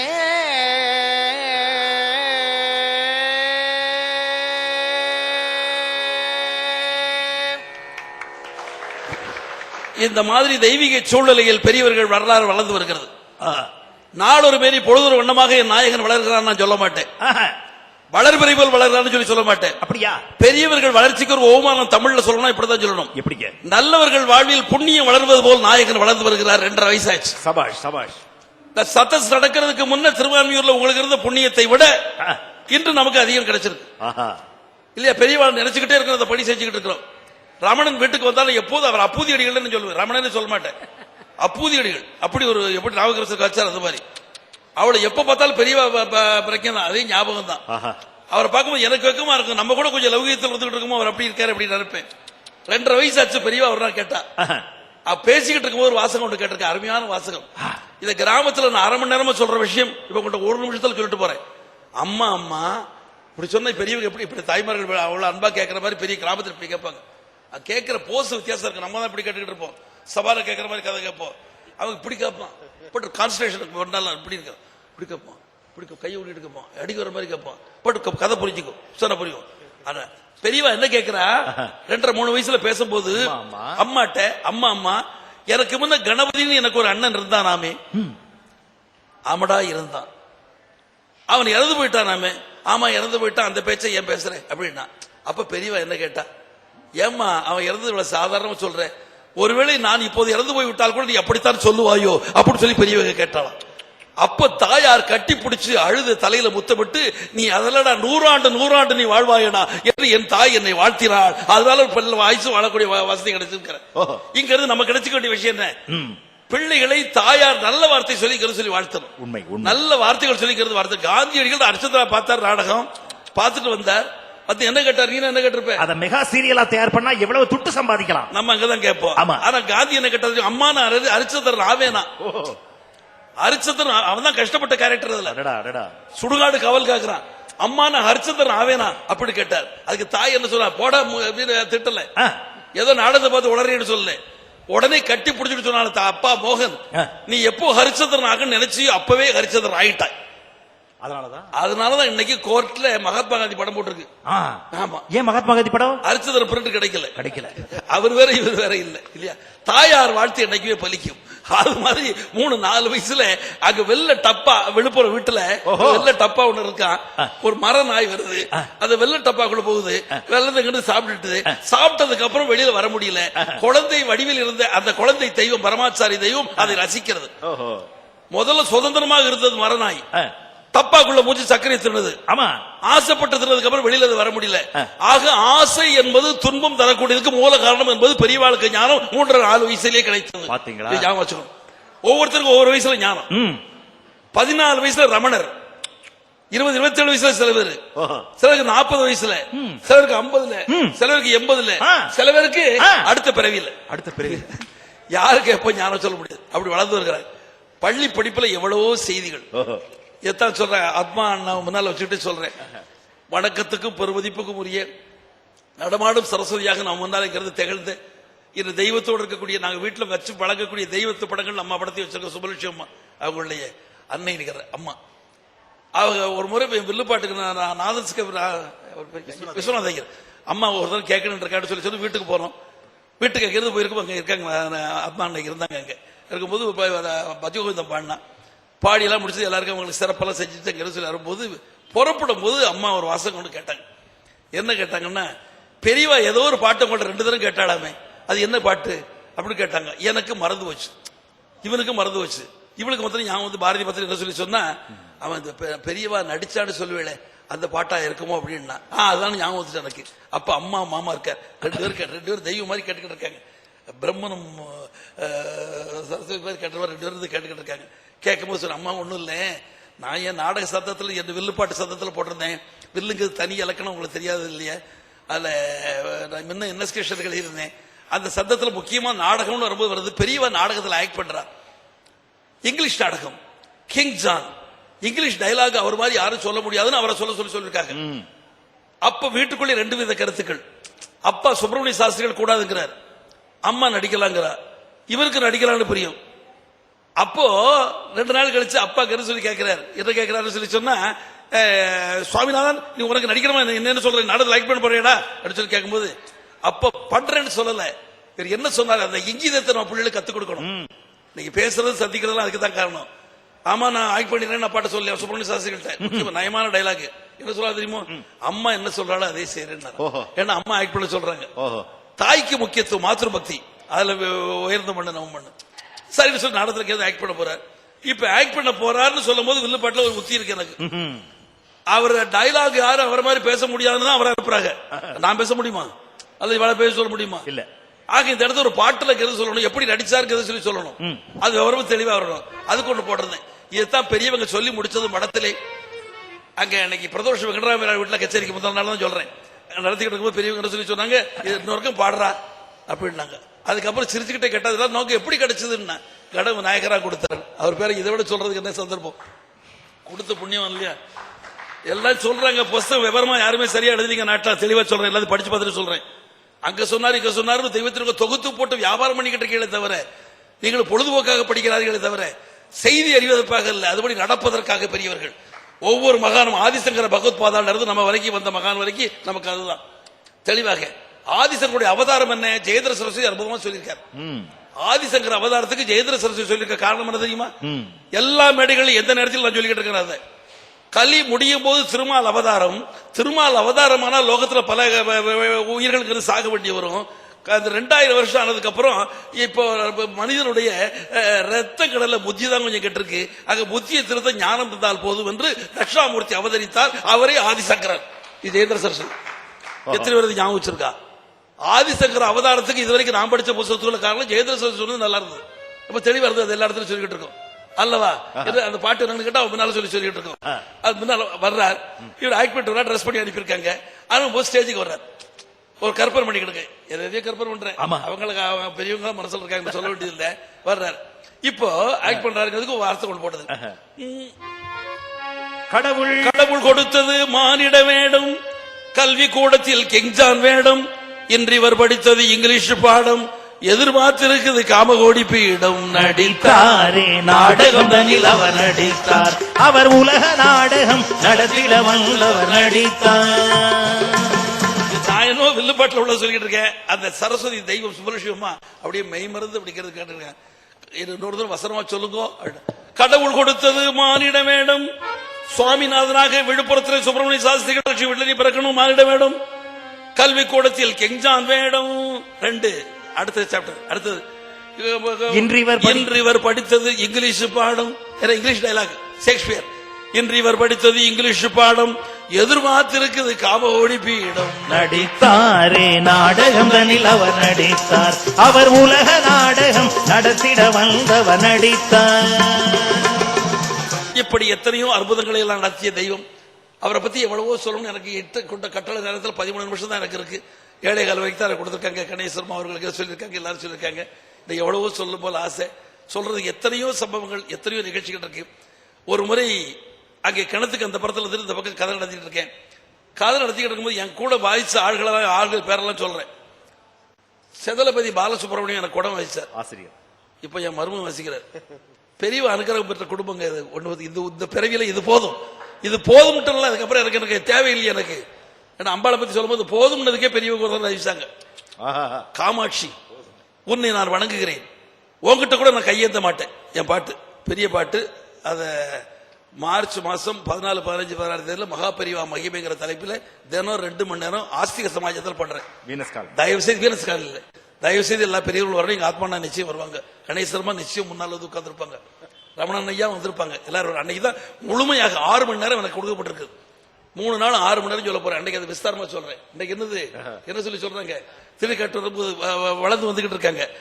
முக்கியமான இடங்கள், அருமையான இடங்கள் சொல்லி சொல்ல வேண்டி இருக்குது.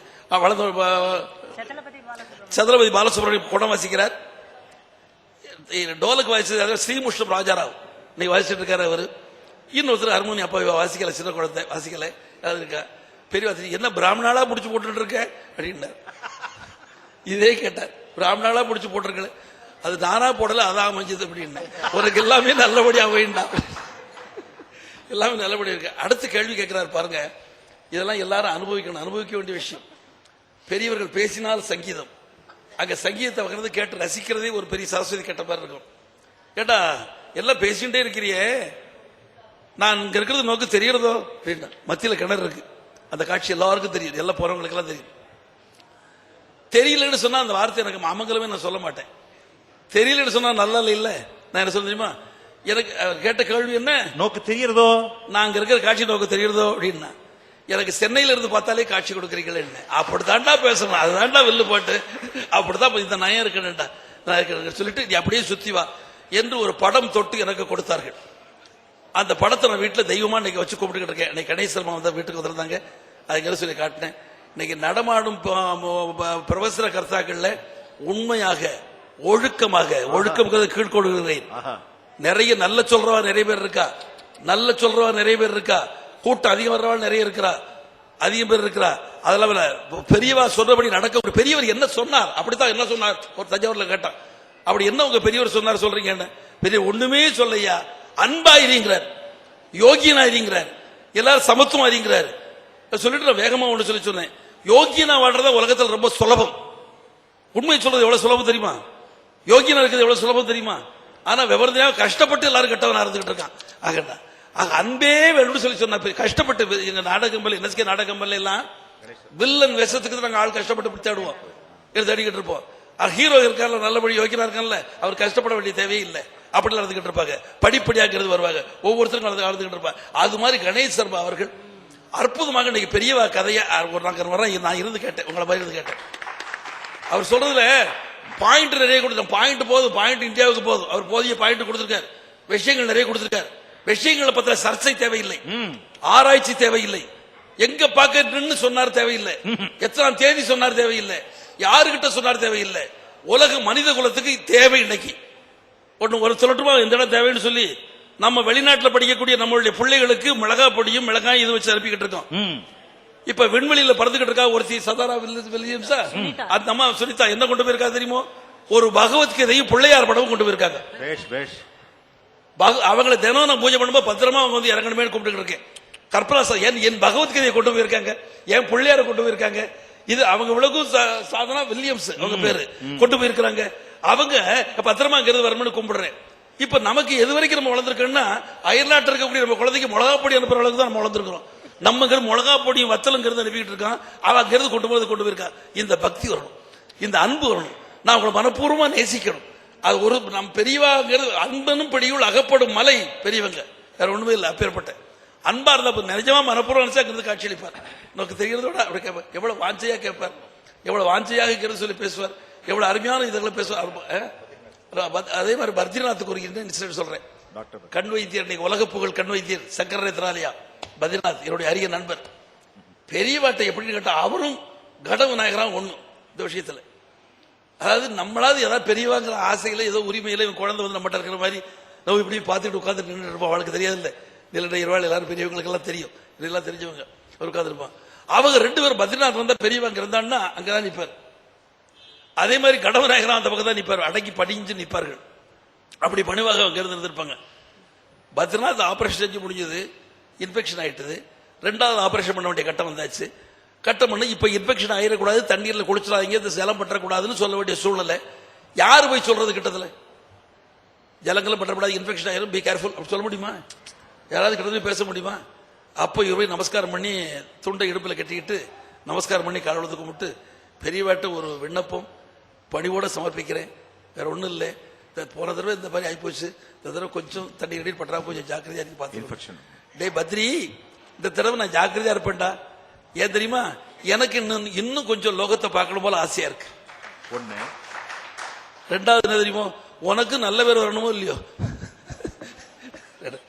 என்ன அழகான நயமான பேச்சுக்கள், என்ன அழகான தெளிவான வாசகங்கள், அதுகளை ஆழமாக கேள்வி சொல்லி புரிஞ்சுக்கணும். பெரியவங்க சொன்ன விஷயங்களை சொல்லிட்டு அவங்க இந்த நாட்டுக்கு சொன்ன அறவுரைகள், பெரியவர்கள் எல்லா உரைகளும் நிறைய சொல்லும் போல. ஏதாவது அம்பாளை பத்தி சொல்லும் போது அம்பிகை காமாட்சி உனக்கு நான் ஒண்ணுமே நான் கொண்டு வரல, இது பெரியவங்களுக்கு பிடிச்ச விஷயம். அந்த பால் கதை உண்டும் பாரு, அது கேட்டு கூட 5 நிமிஷம் நான் சொல்லி முடிச்சுடுறேன். கவலையை பத்தி சொல்லுவார். காமாட்சி உங்கள்கிட்ட கூட ஒன்னும் கேட்க மாட்டேன், நீ தெய்வம் லோக நாயகி, உங்ககிட்ட கூட கையேந்தி நான் கேட்க மாட்டேன். ஏன் தெரியுமா? நான் கையேந்தி கேட்கும் அளவுக்கு நீ எனக்கு என்ன குறை வைத்தாய். இது பெரியவங்களுக்கு ரொம்ப பிடிக்கும். அது இன்னொரு தரம் சொல்லிட்டான் பாரு. சில விஷயம் நல்லா இருந்தா இன்னொரு தரம் ஒரு ஆள் ஓடியாருவாரு, இன்னொரு தரம் சொல்றா பெரியவாம்பா, எனக்கு என்ன குறை வைத்தாய்? காண கண்ணை கொடுத்த, கேட்க காதை கொடுத்த, நுகர மூக்க கொடுத்த, பேச வாக்க கொடுத்த, சிந்திக்க அறிவை கொடுத்த, வழங்க மனசை கொடுத்த, இவ்வளவு கொடுத்தது காணாதுன்னு தீர்க்க ஆயுச வரை கொடுத்திருக்கிறேன் இல்லையா? இதுக்கு அப்புறம் கூட உங்ககிட்ட வந்து ஏதாவது வரம் கேட்டா என்ன அர்த்தம் தெரியுமோ?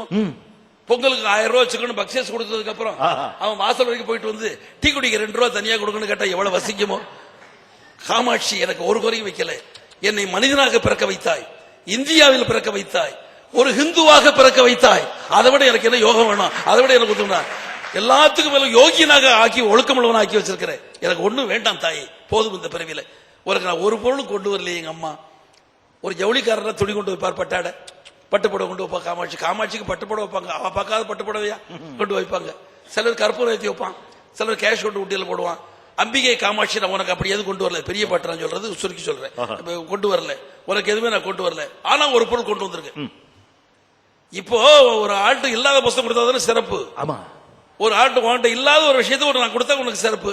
காமாட்சிட்ட சத்தியமா சொல்றேன், சகல லோகத்தில் உள்ள பெரியவர்களை முன்ன வச்சுக்கிட்டு சொல்லி சொல்றேன், காமாட்சிட்ட ஒரு பொருள் கிடையாது. அந்த பொருள் நம்ம கிட்ட என்கிட்ட ஜாஸ்தி. அம்பிகை காமாட்சி உங்ககிட்ட கிடையாது. நீ அந்த விஷயத்தில் பரம ஏழை, நான் அதுல டாப்பு.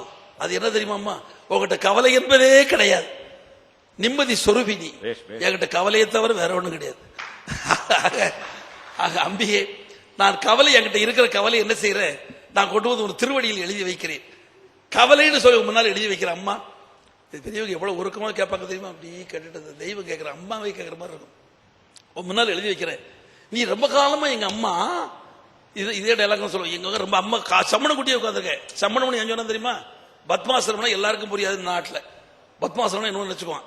பத்மாசனத்தில் உட்காந்துருக்க, இப்படி உட்காந்துருக்கிற எங்க அம்மா லோகலோகமா யுக யுகமா இப்படி உட்காந்துருக்கேன். கால் வலிக்காதா? கொஞ்சம் நீ காலை எடுத்து உன் இடது கால் பெருவிரலால் நான் கவலையில் எழுதி வச்சிருக்கிறேன், அதுல மத்தியில் உள்ள வானாவை மட்டும் நீ அடித்து விடு, பிறகு நான் படித்து பார்ப்பேன், அது கலை என்று வரும், அதை நான் வளர்க்க அருள் செய் மாதா அப்படிங்கிற பாட்டு. பெரியவா அன்னைக்கு நிகழ்ச்சி அதுக்கப்புறம் 1 மணி நேரம் பாடியிருக்கேன். அதெல்லாம் விட்டுட்டு பெரியவா ஞாபகம் சொல்ற, அவ வானாவை அழிச்சுட்டாடா, நீ நன்னா இருப்ப, இது போதுமே. அப்ப என் இந்தியாவில் உள்ள இத்தனை கோடி மக்களுடைய வானாவும் அழிக்கப்பட வேண்டும், லோகம் நல்லபடிக்கு வரணும். இன்னைக்கு நம்மளுடைய பகவத்கீதையும் பிள்ளையார் படம் வானத்தில் வான்வெளியில் சுத்திக்கிட்டு இருக்கு. நல்லபடி நான் மத வளர்ச்சிக்காக சொல்லவே இல்லை, மனித வளர்ச்சிக்காக சொல்கிறேன். நான் மதம் பேசவில்லை, மனிதம் பேசுகிறேன். அந்த மனித குலம் நல்ல வருடங்கிறதுக்காக அவதரித்த பெருமகனார சொல்லி அவ பாட்டு பக்கம் வருகிறோம். ஸ்ரீ கணபதியே சேவிம்பரா, ஸ்ரீ கணபதியே சேவிம்பரா, ஸ்ரீ கணபதியே சேவிம்பரா,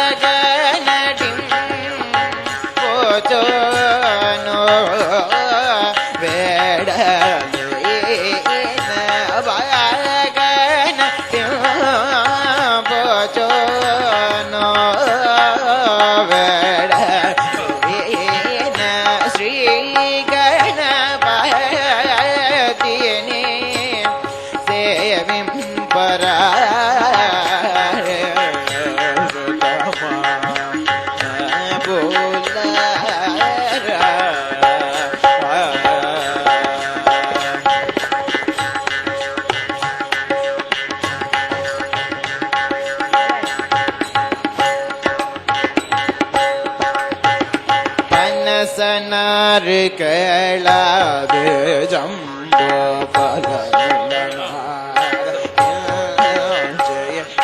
பனசனார் கேளாது ஜம்போ கனதரம் போகனு மஹி கை பதமுலு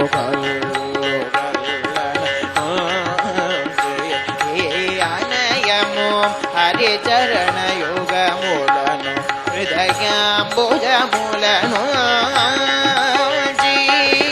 వినయములను త్యాగరాజ వినోతుడు వివిధగ తోడదే తళంబుమన్ వెడలిన శ్రీ గణపతినే సేవింపరా.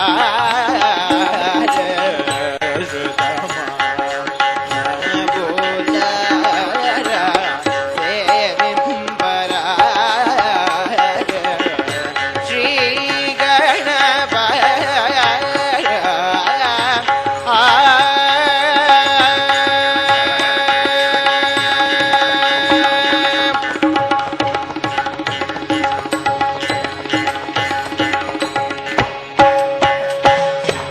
நமது இல்லத்து பிள்ளைகளுக்கு கர்நாடக சங்கீதத்தை சொல்லிக் கொடுப்போம். அதுபோல் கிராமிய இசைகளை சொல்லிக் கொடுப்போம். ஏன்னா இசை தெய்வீக வடிவம்னு சொல்லி சொல்றதுக்கு பெரியவங்க சொன்ன ஒரு குறிப்பை சொல்கிறேன். நாம் கல்லால் கடவுளை காண்பதற்கு முன்பு, செம்பிலே தெய்வங்களை வடிப்பதற்கு முன்பு, சித்திரத்தில் படங்களை எழுதுவதற்கு முன்பு கடவுளுக்கு ஒரு வடிவமாக நம்மளுடைய இந்து மதம் ஆதியில் இங்கிருந்து வணங்கி வந்தது. கடவுளை எந்த சொரூபத்தில் நாம் ஆதியில் வணங்குறோம் அப்படிங்கிறதுக்கு ஒன்று சொல்லுவார். அருமையான குறிப்பு. அந்த குறிப்பு அது ஒரு நாள் ஒரு தலைப்பா வச்சுக்கலாம். நாத வந்துகளாதி நம்ம பாட்டு சொல்லி சொல்லலாம். ஆமா. ஆக நாத சொரூபம் ஆண்டவன். நல்ல நாதம் எங்கேயாவது கேட்டோம்னு சொல்லி சொன்னா அது தெய்வத்துடைய வடிவம்.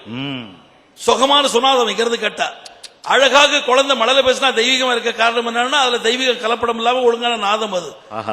நல்ல நாத வடிவத்தில் ஆண்டவனை வணங்கியது ஆதியில் இந்து மதம். அப்படி வடிவதுனாலதான் சிவலோக நாதன் பின்னால வடிவம் வந்ததுக்கு அப்புறம் சொன்னோம். ரங்க நாதன் பின்னால சொல்லி சொன்னோம். ஆக நாத வடிவம் தான் முதல்ல சொல்லி சொல்லுவா அப்படி ஒரு ஊர்ல சொல்லிட்டு வந்தேன். அப்ப சொன்னா பெரியவங்க அப்படி என்னதான் சொன்னாங்க டைலூட் பண்ணி ஒன்று கொடுக்கணும். என்ன சொன்னார் அப்படிதான் கேட்க. பத்திரிகை எடுத்து பாருங்களேன். எல்லாம் பத்திரிகை பூரா படிக்கிறான். பாக்ஸ் கிட்ட நியூஸ் படிக்கிறான். அது நின்றுகிட்டே படிக்கிறப்ப அப்ப வால்போஸ்ட் தான் பாக்ஸ் கிட்ட நியூஸ் கூட கிடையாது. ஆமா. அப்படி பெரியவங்க சொன்னது ஒண்ணு திரு அங்க மாலைன்னு சொல்லி நாவுக்கரச பெருமான் சொன்னது போல ஒவ்வொரு அங்கத்துக்கும் ஒரு படி சொன்னார் பெரியவா. கண்ணாலே கோபுரங்கள் காண வேண்டும். சொல்லு.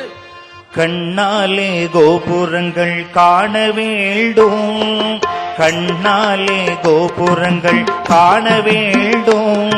ரத்னகிரீஸ்வரர் கோயிலுக்குள்ள வா, பெரியவா படம் இருக்கு, நமஸ்காரம் பண்ணு, ஈஸ்வரர் கும்பிடு. நேரம் இல்லையா கோபுரத்தையாவது பார்த்துட்டு போ. காதாலே மணியோசை கேட்க வேண்டும், காதாலே மணியோசை கேட்க வேண்டும். காதால நீ என்ன ஓசை கேட்கணும் தெரியுமா? எங்க என்ன சப்தம் அது கேட்காத. சில பேர் வாழ்க வாழ்க, சில பேர் ஒளிக ஒளிக்கிறான். அந்த மாதிரி வாசகங்கள் காதல கேட்கணும். காதாலே மணி ஓசை, கோயில் மணி ஓசை கேட்பாங்க. நாவினிலே தேவாரம் முழங்க வேண்டும், நாவினிலே தேவாரம் ஆவது திருப்பாவையாவது நல்ல மொழிகளை பிள்ளைகளுக்கு சொல்லிக் கொடுப்போம். கம்யூனிகேஷன் கேப் வேண்டாம், ஜெனரேஷன் கேப் வேண்டாம். ஜெனரேஷன் கேப் ஏதாவது இருக்குதா? அதுக்கத்தான் ஒரு படம் சொல்லி சொன்னேன். என் பேரன் அது, என் பேரன் கலைமகன், இது மகள் மருமகன் என்னுடைய மகன். இது சங்கர குடும்பம். நான் அடிக்கடி சொல்ல சங்கர மண்டலம்னே சொல்லி சொல்வேன். சங்கர மண்டலம் நம்ம நீலகண்ட இருவாள் எல்லாம் பெரிய ஆத்மானா கணேஷ் சர்மா ரமணர் சார், இங்க ரமணர் சங்கர மண்டலம் சேர்ந்தவங்க. அதை நான் வீட்டில் வச்சு தற்செயலாக சொல்லிக்கிட்டு இருக்கும்போது, அண்ணா சங்கர மண்டலங்கிற வருடம் இது வரைக்கும் யாருமே காயின் பண்ணதில்லை, நீங்க புதுசா சொல்லியிருக்கேன், நீங்க அப்படி ஒரு அமைப்பு அமைச்சு எப்படி செய்யணும் திட்டம்னு சொல்லுங்கன்னா ஒரு திட்டம் சொல்லியிருக்கேன். அதையும் நான் சன்னதியில் சொல்லிடுறேன். என்ன திட்டம்னா என் திட்டம் ஒரு ஆசை. நினைச்சு வைப்போம் என்னைக்காவது நடக்கட்டும். சிப்பாய் கழகத்திலேயே கட்டப்பொம்மன் ஆதி காலத்துல என்னைக்காவது நாடு விடுதலை ஆனா அப்படி ஒரு டயலாக்கா தான் பேசிக்கிட்டு இருந்தான். அந்த சுதந்திரத்தை இன்னைக்கு அனுபவிச்சுக்கிட்டு இருக்கோம். ஆக ஒரு வாசகத்தில் கூட தெய்வ விருதை நடத்துறதுக்கு உண்டு. ஆண்டு 365 நாளும் நம்மளுடைய பரமாச்சாரிய தெய்வத்தை பத்தி சென்னையில ஏதாவது ஒவ்வொரு ஸ்தலத்துல கருது சொல்லி அவரை பத்திர சிந்தனைகள் நடந்து கொண்டே இருக்க வேண்டும். என்னுடைய அபிலாஷம்.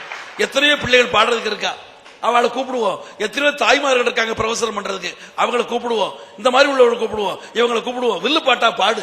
கலையில பேதம், நாதத்தில் பேதம் இல்லை. கர்நாடக இசையும் ஒன்றுதான், கிராமியமும் ஒன்றுதான். அற்புதமா கருது பாடுவாங்க. கிராமியத்தில் உள்ள அழகான பாட்டு சகுந்தலையில எங்கள் எம்எஸ்எம்மா அற்புதம் யாகங்கள் பூர்ணமாக வேண்டும் ஒரு பாட்டு, எஸ்வி பாட்டு. அது கிராமிய வில்லு பாட்டுல முக்கியமான பாட்டு, யாகங்கள் பூர்ணமாக வேண்டும். பெரியவர்களுக்கு நாதத்தில் பேதம் இல்லை, நாதத்தில் எல்லாம் ஒண்ணுதான். காதாலே மணி ஓசை கேட்கணும். பெரியவங்க சொன்னது சுருக்கி சொல்லியாச்சு. கிராமத்துல இன்னும் கொஞ்சம் அழுத்தமா சொல்லுங்க. நமக்கு வேலைகள் நிறைய இருக்கிறது. கிராமத்துக்கு போய் படிச்சுக்கணும்.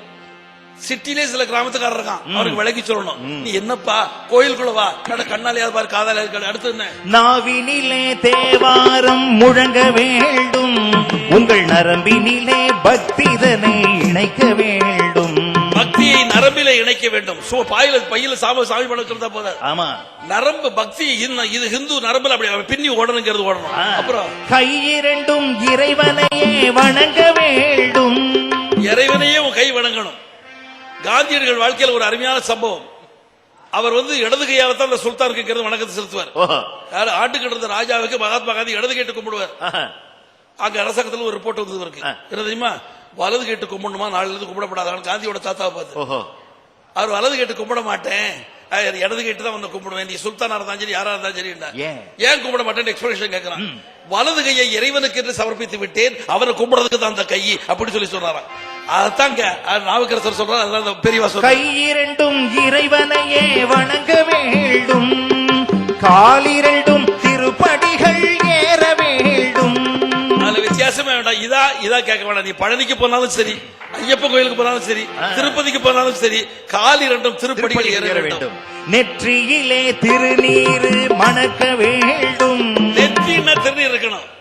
அதுக்கு ஒரு விளக்கம் சொல்லும் போது பெரியவங்களுக்கு ரொம்ப பிடிச்சது. நான் சொன்னேன், என்னைக்குமே பெரிய மகான்கள் மறைவனுடைய கதையை நான் மறைந்தார்கள் முடிக்க மாட்டேன்.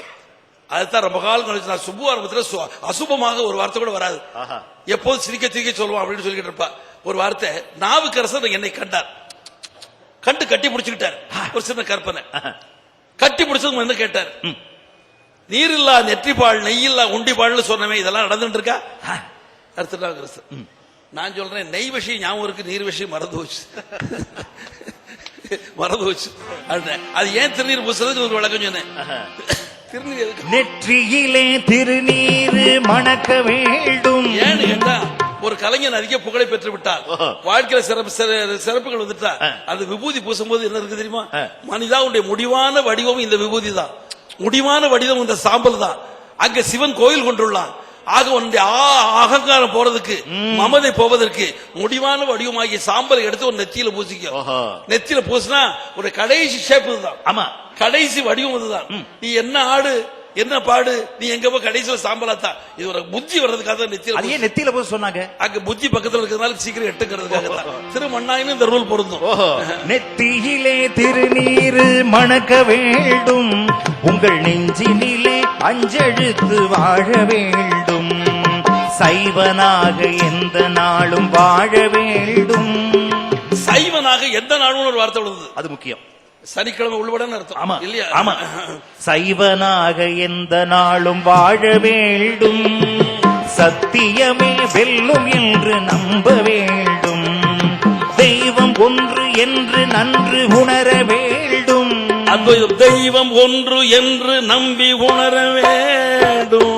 சேவை செய்யும் இந்து மதம் போற்ற வேண்டும், பிடியரிசி எடுத்து வைத்து சேர்க்க வேண்டும். அந்த பிடியரிசி திட்டம் சொல்லும் போது ஒரு முக்கியமான விஷயம், அந்த செய்தி உங்களுக்கு கிடைச்சிருக்கும் தெரியல. பிடியரிசி திட்டத்தை பத்தி ஒரு தடவை கண்ணதாசன் ஒரு சந்தேகம் வந்து, அது பெரியவா வந்து பிடியரிசி திட்டத்தை சொல்லிட்டு இருக்கா. எல்லாரும் சொல்றா, பேப்பர்ல சொல்றா, நீர் வேற வில்லுப்பாட்ட பாடிட்டு இருக்காரு. நான் ஒரு ஐயப்பன் கதையில பிடியரிசி சொல்லிட்டேன், பெரியவா சொன்னான்னு.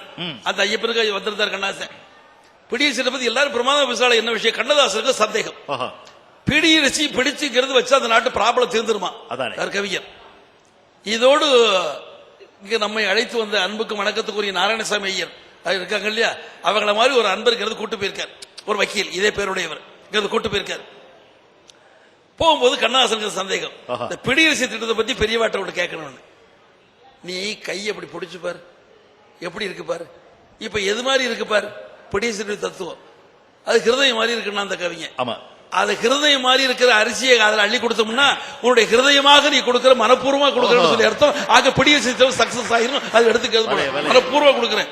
ஒரு ஆமா, பிடியரிசி எடுத்து வைத்து சேர்க்க வேண்டும், பேராசை வேறறுத்து களைய வேண்டும், படிப்பதனை கடைபிடித்து பழக வேண்டும், படிப்பதனை கடைபிடித்து பழக வேண்டும், உங்கள் பக்தியினால் சக்தி எல்லாம் பெருக வேண்டும், உங்கள் பக்தியினால் சக்தி எல்லாம் பெருக வேண்டும், கண்ணாலே கோபுரங்கள் காண வேண்டும், காதாலே மணியோசை கேட்க வேண்டும்.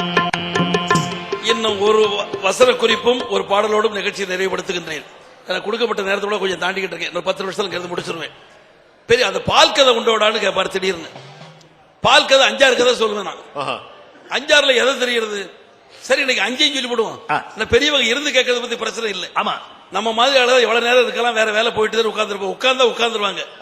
நம்ம இவர் கதையை கேட்கலாம்னு நினைக்க மாட்டான். ஏன்னா அந்த மமகாரம் அகங்காரம் சில இடங்கள்ல இருக்குமே, அதெல்லாம் கிடையாது. ஒன்னு சொல்லுவேன், பெரியவர்கள் பிறந்ததும் ஈகோ என்பது இறந்து விட்டது. குழந்தையாக அங்க தவழும் போதே ஈகோ கிடையாது. அப்பவே அது குழந்தை, இப்பவும் குழந்தை, இன்னும் குழந்தை, இன்னும் அவதரிக்கும், அப்பவும் குழந்தை. லோகத்தில் நம்ம செய்யற தவம் நொறுதலும் அங்க இருந்து அவதரிக்கட்டும் அப்படின்னு சொல்லி கேட்போம். அந்த பால் கதை என்னன்னா, அம்பாள் காமாட்சிக்கு பாலபிஷேகம் செய்தார்கள். குழந்தை மாதிரி கேட்பாரு, கேட்கற மாதிரி கேட்பாரு, இப்படி இருக்கிற செய்தா பால் போய் காமாட்சி காதல ஒரு கதையை சொல்லுச்சு. என்ன சொல்லுச்சு? அம்பிகே, நான் பசு வயிற்றுல பத்திரமா இருந்தேன், என்ன ஒருத்தி கறந்தா, அடுப்புல வச்சா கீழே நெருப்பு போட்டா தர தரன்னு கொதிச்சேன். அதுக்கப்புறம் கீழே இறக்கி வச்சா அதுக்கப்புறம் புளிச்ச நண்பனை சேர்த்தா யாரு மோரு சேர்த்தா உர விட்டு போச்சு. மறுநாள் மத்த கொண்டு வச்சு கடைஞ்சா எப்படி கடைஞ்சா அப்படியே டக்கு டக்குன்னு கடைஞ்சா மோர் தனியா பிரிஞ்சது, வெண்ணெய் தனியாங்கிறது பிரிஞ்சது. இப்ப வெண்ணெய்ங்கிறது வச்சிருந்தா அவ புள்ளங்கிறது வந்தான் மதர். புதுசா இங்கிலீஷ் படிக்கிறான். அடிக்கடி வேண்டாத இடத்துல இங்கிலீஷ் ஒருத்தர் பேசினோம்னா அப்பதான் இங்கிலீஷ் கத்துக்கிட்டு இருக்கான்னு அர்த்தம். அப்படியா இல்லையா? திடீர்னு வேண்டாத இடத்துல திடீர்னு சில சாமியார்கள் எத்தனாம் தேதி வந்தீங்கன்னு ஒரு சாமியார்ட்ட தற்செயலா கேட்டேன். 4ஆம் தேதி. ஏன் இப்படிங்கிறாரு? 4 மோதிரம் தெரியணுமா? ஓஹோ. இன்னும் எத்தனை நாள் ரிப்பேர் சுவாமிகள் அப்படின்னு 4 நாள்ல அந்த கையிலயும். ஆமா. மொத்தம் அதாவது எத்தனாம் தேதி புறப்படுறீங்களா? 8ஆம் தேதி. ஜொலிக்குதே.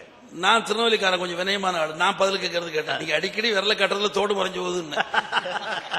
அவர் அதை விட பழுவம் கட்டிக்கார, அதுவும் பார்க்க வேண்டிய விஷயம் தான் இல்லையா? அப்படி இருக்கா அவன் மதர் இந்த பட்டரை கீ ஆக்கி கொடு, பட்டரை கீ ஆக்கி கொடு. இப்ப பட்டர் நினைச்சுதான் என்ன பட்டர் இங்கிலீஷ்ல சொன்னா என் துன்பம் பெட்டர் ஆயிருமா? அது எப்படி ஆகும்? இங்கிலீஷ்ல சொன்னாலும் தமிழ்ல சொன்னாலும் ப்ராப்ளம் தானடா. தேசத்துல பாஷை மாத்தி பிரச்சனைகளை பேசி ஆளுகளை ஏன் குழப்பறீங்க? அதானே சில பிரச்சனைகளை சில பாஷை மாத்திரா புரிஞ்சுதான் சில பேர் நினைச்சு அபிநய சொல்ற. ஆமா, ஆக பாஷை மாத்த குழப்பங்கள் அங்க வேண்டாம் அப்படின்னு பட்டர் நினைச்சுதான். இப்ப பட்டரை உருக்குனால நெய்யாச்சா ஜாடியில வச்சு அலசனல் வரும். அவ்வளவுதான். இத கிராமத்துல 3/4 மணி நேரம் சொல்லணும் இந்த கதைங்க. நம்ம கிராமம் எவ்வளவு மோசமா இருக்கு பாருங்க. நம்ம நாட்டுல தமிழ்நாட்டுல வச்சிருக்கா வீதியில 2 பேர் போயிட்டு இருக்கா. இதை பெரியவர்கள் கேட்ட கதை. நான் புஸ்தகத்துல கொண்டாந்துட்டேன். ராமாயணம் என்னுடைய புஸ்தகத்துல முக்கியமான இடத்துல வச்சிருக்கிறேன். பரதனுக்கு கீதை சொல்வார் ராமர். அந்த இடத்துல பெரியவா பேர் போட்டு வச்சிருக்கேன். அப்போ தாரா ராதா 2 பேர் போறா வந்தார்கள். அடியே உங்க ஊர்ல ஆளாக்கு நெய் என்னடி விலை? அதை ஏண்டி கேட்கிறேன். பதவியில இருக்கவருக்கு ஒரு விலை, ரிட்டையர்ட் ஆறவருக்கு ஒரு விலை, ஆமா பேப்பர்ல ஒரு விலை, கடையில ஒரு விலை, அதெல்லாம் தாங்கலாண்டி போர்டுல ஒரு விலை, கடைக்குள்ள ஒரு விலை. எந்த விலையை கேட்கிறேன்னா இன்னைக்கு என்னன்னு கேட்டா அந்த காலத்து 60 வருஷத்துக்கு முன்ன விலை சொல்லு. அது என்ன விலை? அதுவா ஆளாக்கு நெய் எங்க ஊர்ல 8 ரூபா. இப்ப நெய் ஜாடிக்குள்ள இருக்க அது சுடர் விட்டு சந்தோஷம் தாங்கல. இப்ப நான் பாலாகிறதுக்கு கஷ்டப்பட்டு என் நெய் விலை உயர்ந்து வச்சு எப்படி படிப்படியா நிலை உயர்ந்து வச்சு பாலாக இருந்த நான் கஷ்டப்பட்டு கடையை பெற்று சுட வைக்கப்பட்டு உருக்கப்பட்டதுக்கு அப்புறம் என் ஆன்மீக விலைக்கு உயர்ந்தது. அப்ப பாலாக இருக்கும் போது ஆளாக்கு 45 பைசா, இப்ப ஆளாக்கு 8 பைசா. ஆக பட்ட கஷ்டங்கள் என் நிலையை சொல்லி உயர்த்தினேன். நல்லபடியாக சொல்லி வந்தாச்சு. அப்ப 45 பைசா, இப்ப 8 ரூபா. என்னாச்சு? ஆக கஷ்டங்கள் ஒரு ஆளை உயர்த்தும், துன்பங்கள் ஆளை சொல்லி உயர்த்தும். இது தெரியாமல் கஷ்டம் வந்தது கடவுளை கும்பிடுறது விட்டுட்டேன்னு சொல்றான். நீ கஷ்டத்தான் மனிதனை உருவாக்கும். ரவீந்திரநாத் தாகூர் அழகாக ஒரு கவிதை சொல்லுவார். என்ன? ஓகோ கஷ்டங்களை நீங்கள் வருக. ஏன்னு கேட்டா நீங்கள் தான் எனக்கு ஆண்டவனை அறிமுகப்படுத்துகிறீர்கள். கடவுளை நமக்கு அறிமுகப்படுத்துவது கஷ்டங்கள். உங்களை வரவேற்கிறேன். பாரதி அழகாக பாடுவார். நாளொன்று போவதற்கு நான் படும் பாடு தாளம் படுமோ தனிப்படுமோ யாரு கண்டா. அதனால என்ன சொல்லுச்சு? இப்ப நான் பாலாக இருக்கும்போது 45 பைசா, ஆமா இப்ப இத்தனை கஷ்டப்பட்டு நெய்யானதுக்கு அப்புறம் 8 ரூபாங்கிறான். ஆக ஆன்ம விலைக்கு சொல்லி கூடி இருக்கு. ஆக ஒவ்வொருத்தரும் ரத்னகிரீஸ்வரர் பிரார்த்திக்க போது என்ன? என் பரமாச்சாரியாட்ட பிரார்த்திக்க போது பரமாச்சாரியான்னு சொல்லும் போது தயவு செய்து ஒன்னே ஒண்ணு முன்ன சேர்த்துங்க. உங்க திருவடி தொட்டு கண்ணில் ஒட்டி கேட்டுக்கிறேன். என் பரமாச்சாரியான்னு சொல்லுங்க, தப்பே இல்லை. அந்த எண்ணில் குற்றம் கிடையாது. அந்த எண்ணில் குற்றமே கிடையாது. அது எந்த எண் தெரியுமா? விவேகானந்த சுவாமிகள் பாறையில் நின்று ஓஹோ பறந்து விரிந்து கிடக்கும் என் இந்தியா வேண்டார்ல, அது போல அரை கிரவுண்ட் கிடையாது அவருக்கு. விவேகானந்தருக்கு அரை கிரவுண்ட் கிடையாது. ஓஹோ பறந்து விரிந்து கிடக்கும் என் இந்தியாவே. அந்த எண்ணில் பரிவாள கொண்டாங்க. ஏன் பரமாச்சாரியால், நான் ஏன் பரமாச்சாரியால் சொல்லுவேன். என்ன சொல்லி சொன்னா எப்படி பிரார்த்திக்கணும், எப்படி பிரார்த்திக்கணும் சொல்லி கேட்டா வேற ஒண்ணும் இல்ல. பரமாச்சாரிய தெய்வமே மகா சுவாமியே 100 ஆண்டு எங்களை திருத்த முயன்று இவ்வளவுதான் முடிஞ்சது. நான் அப்புறம் வரேன்னு சில அறவுரைகளை பத்தி சொல்லிட்டு இங்கிருந்து நீங்க தோன்றா துணையாக இங்கிருந்து சென்று இருக்கிறீங்களே, உங்கள்கிட்ட ஒண்ணே ஒண்ணு பிரார்த்திக்கிறேன். என்னை ஆளாக்கு பால போல ஆளாக்கு. நல்லா இருக்கு. அது இப்படி கேட்ட போதும் நல்லா இருக்கு. பெரியவர்கள்லாம் சொல்லக்கூடிய மந்திரங்கள் படிக்கணுங்கிற தேவையில்லை. படிச்சா தப்பு இல்லை. படிக்கிறதுக்கு போதிய ஞானமும் இல்லை, நேரமும் இல்லை. ஆக என்ன செய்யலாம்? பரமாச்சாரி தெய்வமே என்ன செய்யணும்? ஆழாக்கு பால போல என்ன ஆளாக்கு தெய்வமே. இதுல ஒரு கஷ்டம் இருக்கு. என்ன இது கஷ்டம் தான். ஒழுங்கா சொல்லணும். என்னது சிறப்பிழகரம்? ஆழாக்கு பால போல என்ன ஆளாக்கு. எங்க ஊர்ல ஒருத்தர் ரொம்ப நாளைக்கு தமிழ் வளர்த்தான். வாழைப்பழம் அழுகி கொழுகி நழுகி கீழே விழுந்து. எப்படியா பழம் ரொம்ப கரைஞ்சு போச்சு. வாழைப்பழம் அழுகி கொழுகி நழுகி கீழே விழுந்து. இவரை திருத்த ஒருத்தர் வந்தார். என்ன சொன்னார்? அவர் சொன்னாரு, நீங்க பேசுறது சுத்த தப்பு. அப்படியா? உச்சரிப்பு சுத்தம் இல்லை. சொல்லிக் கொடுங்க. உச்சரிப்பு சுத்தம் இருந்தா பேச்சு சுத்தம் இருந்தா தேசம் சுபிட்சமாகும். இவ்வாறு வேலை சொல்லி கொடுங்க. திருத்தினார். கேளுங்க, முக்கியமான விஷயம். விளையாட்டுக்கு மட்டும் சொல்ல, இன்னொரு கனமான விஷயம் இருக்கு. என்ன? இன்னொருத்தர் வந்தாரு, நீங்க 2 பேரும் பேஜறது தப்பு. தப்பு. பேஜ் பேஜ் பேஜ் இப்படியே பேஜிட்டு இருக்கீங்களே. அதானே பேஜ்னா எப்படி இருக்கு தெரியுமா? எப்படி? எதபுரத்துல எவருமான ஆடினார்ல, அது பிரகாசமா இருந்தது, அப்படி இருக்கணும். இவர் கேளுங்க, அது எப்படின்னா, ஜேலத்துல ஜெல்லப்பயிரால் ஹோட்டல்ல ரஜம் பாயாஜம் வெகு ஜொகிஜா இருந்தது, இப்படி சொல்லுங்க. யார் இவன் சொல்லி கொடுங்க. இன்னொருத்தன் வந்தான், ஃபோர்த். அவன் வந்தான், தமிழா, ஒரு காலத்தில் உன் வாழ்வு எவ்வளவு பிரகாசமா இருந்தது, உன் வாழ்வு இப்படி போய்விட்டது, இந்த எள்ளுக்கு இந்த எள்ளு போட்டான். இதை ஏன் சொல்ல, 4 பேருமே குற்றவாளிகள், ஒருவரை ஒருவர் திருத்துகிறார்கள். இதுதான் நாட்டு நிலை. இது ஒரு சின்ன ஒரு விளையாட்டு கற்பனை சொல்றேன். நோயாளிகளா சேர்ந்து ஒரு ஆஸ்பத்திரி நடத்தினா எப்படி, அதுதான் இன்றைய பாரதம். அப்படி எழுதுகிட்டு இருக்கு. இங்க பரமாச்சாரி தெய்வத்தை தவிர வேற வழி இல்லை. ஆக எப்படி பிரார்த்திக்கிற, ஆளாக்கு போல ஆளாக்கு. இப்படி போய் ஒரு ஊர்ல ஐயப்ப கதை சொல்லிட்டு விடிகாலம் புரட்டு வந்துகிட்டு இருக்கேன். அண்ணாச்சி ராத்திரி சொன்னாரு, விடிகாலம் பிரார்த்திக்காரு, எப்படி சாமி சரணம் சொல்லிட்டு ஆளாக்கு போல ஆளாக்குன்னு சொன்னது கதை. அதை ஒரு அரை கதை கேட்க கூடாது. கேட்டா நல்லா கேட்கணும், இல்லாட்டா இன்னொரு நாள் கேட்கலாம் விட்டுறணும். ஆமா, அவர் எப்படி பிரார்த்திக்கு, என்ன மட்டும் ஆளாக்கு எதிரிய பாழாக்குன்னாரு. கணேஸ்வரமா கதை உட்காந்து கேட்டா முழுசா கேட்கணும். அப்பதான் முழு பரிவாரம் தரிசனம் தருவாங்க. ரமண பக்தி அப்படி ஒரு பக்தி. ரமணர் அற்புதமான ஒரு மனிதருங்க. நான் முகமது சொல்றதுக்காக சொல்ல, பக்தினா அப்படி இருக்கணும். பார்க்க விடங்கும் பார்க்க விடலாம் நந்தலாலா சொன்னார்ல, அந்த மாதிரி என்ன சொல்லி சொன்னா, ஆளாக்கு பால போல ஆளாக்கு என்ன ஆளாக்கு அப்படி சொல்லி கேட்கணும். என்ன மட்டும் ஆளாக்கு எதிரிய தூளாக்கு எப்படி கும்பிட்டு சொல்லுங்க. என்ன மட்டும் ஆளாக்கு எதிரிய பாலாக்கு ஒருத்தர் அப்படி ஒருத்தர் கேட்டான். அது பாலுக்கு வந்த கஷ்டம் நமக்கு வரட்டும், கஷ்டம் வரட்டுமே, அதுல என்ன இருக்கு, ஆனால் ஆன்மீக விலை கூடட்டும். பாரதி இந்த 2 பாட்டுக்குள்ள என்ன வச்ச, நாள் ஒன்று சென்னையில் போவதற்கு நான் படும் பாடு தாளம் படுமோ, தாளம் ரொம்ப கஷ்டப்படுதான், தாளம் படுமோ தரிபடுமோ யார் கண்டா, அப்படி சொல்லிட்டு எப்போதும் தெய்வ நாமத்தை நினைக்கணும். நம சிவாய உட்காரும். நான் ஒண்ணு சொன்னேன், ஒரு முறை ஜெயேந்திர சரஸ்வதி சுவாமிகள் பெரம்பூர்ல கதை சொல்லும் போது, சுப்புவார்மன் சொல்றது எல்லாரும் ஃபாலோ பண்ணுங்க அப்படின்னு சொன்னார். அது என்ன வாசகம் தெரியுமா?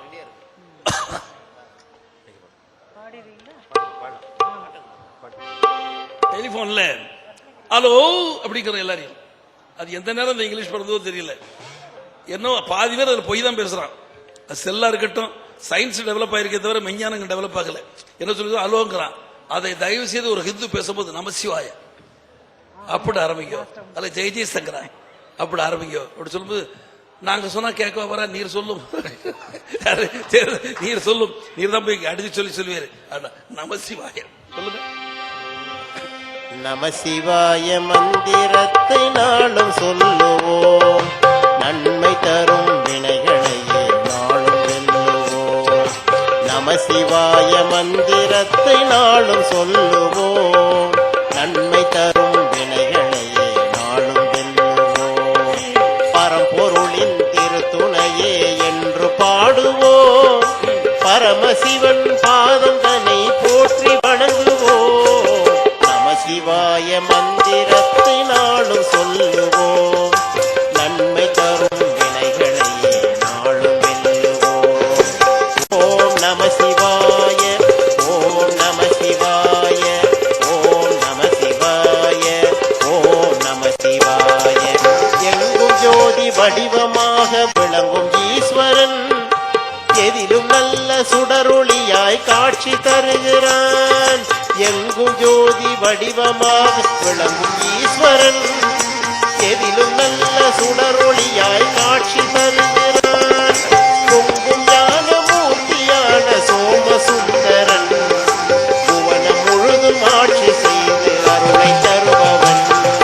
நம சிவாய மந்திரத்தை நாளும் சொல்லுவோம், நன்மை தரும் வினைகளையே நாளும் வெல்லுவோம்.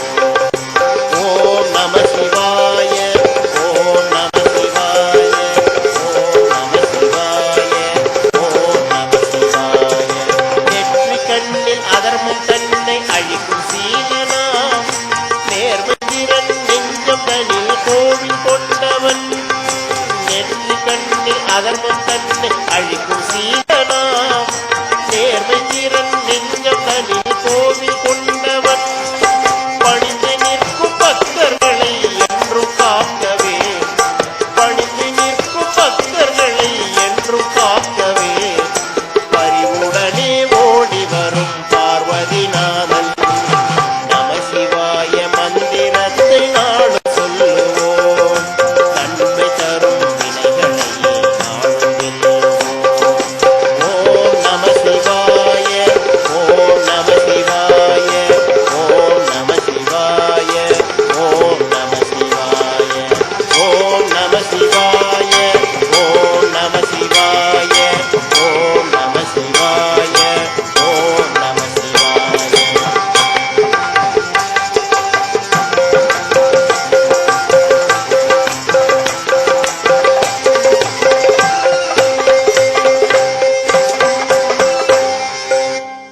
முதல்ல நமக்குள்ள ஒரு ஒற்றுமையை சமரசத்தை ஏற்படுத்துவோம். ஆஹா. வீட்டுக்குள் ஒற்றுமை, ஆமா, பிறகு வீதியில் ஒற்றுமை, ஒற்றுமை, பிறகு ஊர்ல ஒற்றுமை, ஆஹா. பிறகு மாநிலத்துல, பிறகு தேசத்துல, ம், பிறகு லோகத்துல. வெற்றி வரணுமே ஒற்றுமை வரணும்னு அப்போ எதிர்பார்க்கறதுக்கு யோகியதை அப்பதான் இருக்கு. நம்மகிட்ட தீக்கணும். முதல்ல சில பேர் என்கிட்ட கச்சேரிக்கு வருவா, பெருமாள் கோயில சில பேர் கச்சேரிக்கு வருவா. ஆஹா. நான் வேணும்னு சொல்லுவேன், பார்வதி கல்யாணம் நடத்தலாமே, சீனிவாச கல்யாணம் நன்ன சொல்லுவேளே அப்படிம்பாங்க.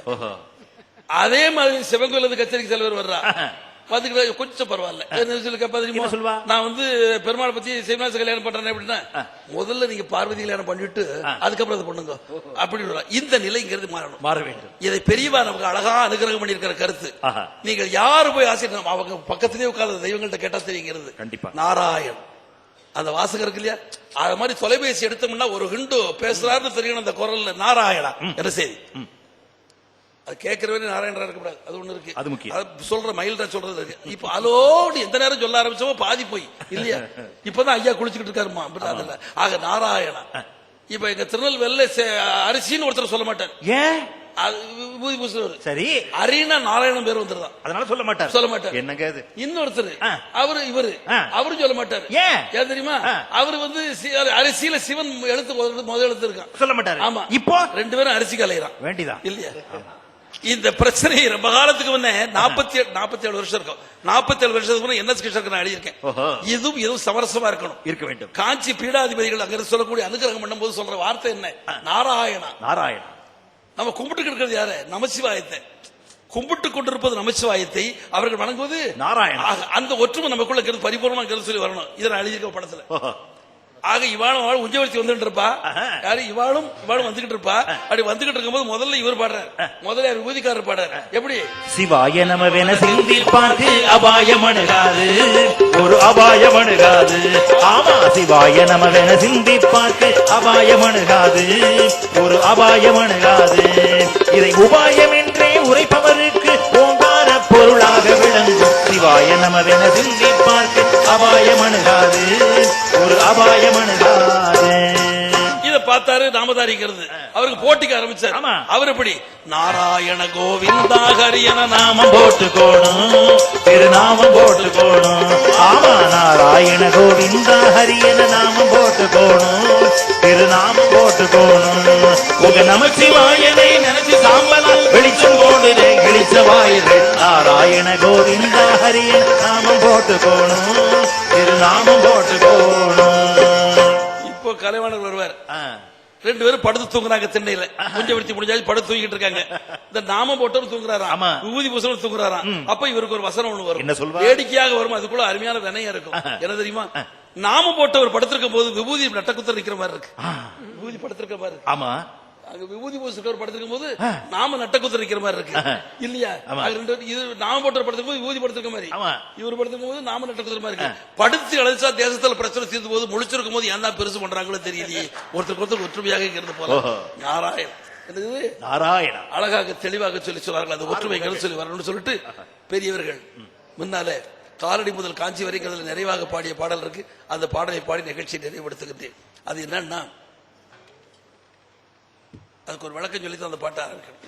காலடி முதல் காஞ்சி வரைங்கிற கதையை சொல்லி முடித்தேன். ஆதிசங்கரனுடைய அவதாரத்தில் வந்து 3 மணி நேரம் படத்தில் சொல்லக்கூடிய சூழலை எல்லா பெரியர்களும் வந்திருந்தா சொல்லி முடிச்சு எல்லாருக்கும் ஒரு அன்பளிப்புங்கிறது சொல்லி எடுத்தார். பூக்கள்லாம் எனக்கு மாத்திரம் எதுவும் கொடுக்கல, எனக்கு எதுவும் கொடுக்கலைன்னு நினைச்சுக்கிட்டு இருக்கும்போது தலையில் சிரஸ்ல வில்வத்தை எடுத்துக்கிறது சொல்லி போட்டாங்க. அதைங்கிறது பெற்றுக்கொண்டேன். அது இன்னும் வீட்டில் பத்திரமாக என்னுடைய ஆஸ்தியாக வைத்திருக்கிறேன். அப்ப அதை அப்படி கொடுத்துட்டு என்னை பார்த்து சிரிச்சாங்க. சிரிச்சதுக்கு என்ன காரணம்ங்கிறதுக்கு ஒரு காரணம் கூட உண்டு.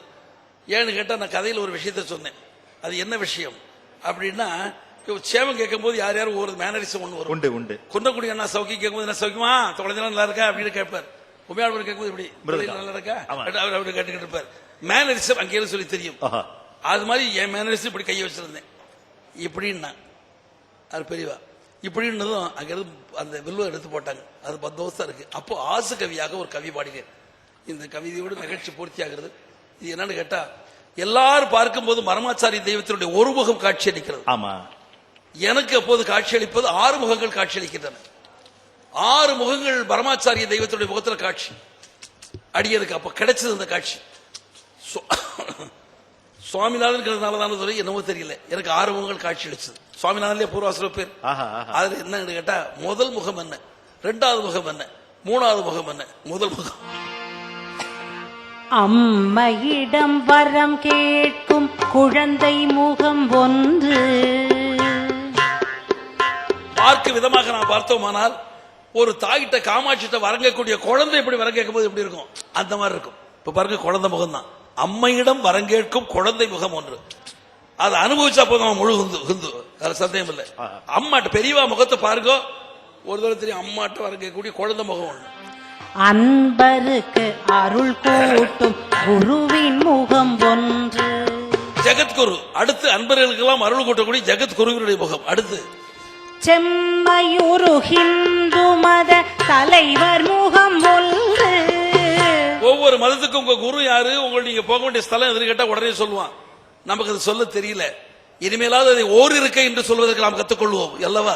அதை தெளிவா சொல்லி சொல்றேன்.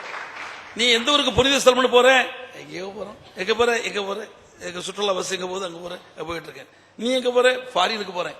நீ எங்க போற, ஒவ்வொரு மதத்திலும் சொல்ற. ஆனா உங்களுடைய புனித ஸ்தலம் எதுக்கு போகணும், லைஃப்ல பெரிய திட்டமா வச்சிருக்கேன். ஓர் இருக்கை ஒரு முறையாவது போயிட்டு அது சித்தாந்த ஒளி நல்கும் ஞான முகம் ஒன்று. சித்தாந்த ஒளி தரக்கூடிய ஞான முகம் ஒன்று. அடுத்தது தம்மையே தாம் இழந்த தியாக முகம் ஒன்று. ஒரு ரிஷிக்கு லட்சணம் என்ன தெரியுமா? ஒரு ரிஷி எப்படி இருக்குன்னு இவ்வளவு பெரிய புத்தகம் கூட எழுதலாம், ஒரு வரியிலையும் சொல்லலாம். அது ஒரு வரியில் சொல்வதற்கு எனக்கு அனுகரித்தார்கள். இந்த பாட்டு எப்படின்னா அடுத்த வரி எழுதுவது என்னன்னு தெரியாது. முத வரி நான் சொல்லும் போது அம்மையிட வரங்கேற்கு குழந்தை முகம் ஒன்றுன்னு சொல்றா, அடுத்த வரி தானா வருது, தானா வருது அந்த பாட்டு. அப்புறம் இவெல்லாம் எழுதி வச்சிருந்தா அந்த பாட்டை, அதுக்கப்புறம் தான் சொல்லிக்கிட்டு இருக்கேன். இப்போ தம்மையை தாம் இழந்த தெய்வ முகம். அவர் ரிஷி. ரிஷிக்கு முதல் லட்சணம் தெரியுமோ, தனக்கு தான் எவன் பயன்படவில்லையோ அவன் ஒரு ரிஷிக்கு சமம். ரிஷிக்கு இதை விட நீங்க விளக்கமே வேண்டாம். எனக்கு நான் பயன்படாட்டா ரிஷி, எனக்கு நான் யூஸ் ஆகுற வரைக்கும் நான் ரிஷி அல்ல, மனுஷன், சாதாரண ஆளு. பெரியவா அவளால் அவளுக்கு ஏதாவது பிரயோஜனம் உண்டா? பெரியவருக்கு பெரியவரால் ஏதாவது பயன் உண்டா? லோகத்துக்கு உண்டு, இந்து சமயத்துக்கு உண்டு, எல்லாருக்கும் உண்டு. அவரால் அவருக்கு பிரயோஜனம் கிடையாது. அதனால ரிஷி.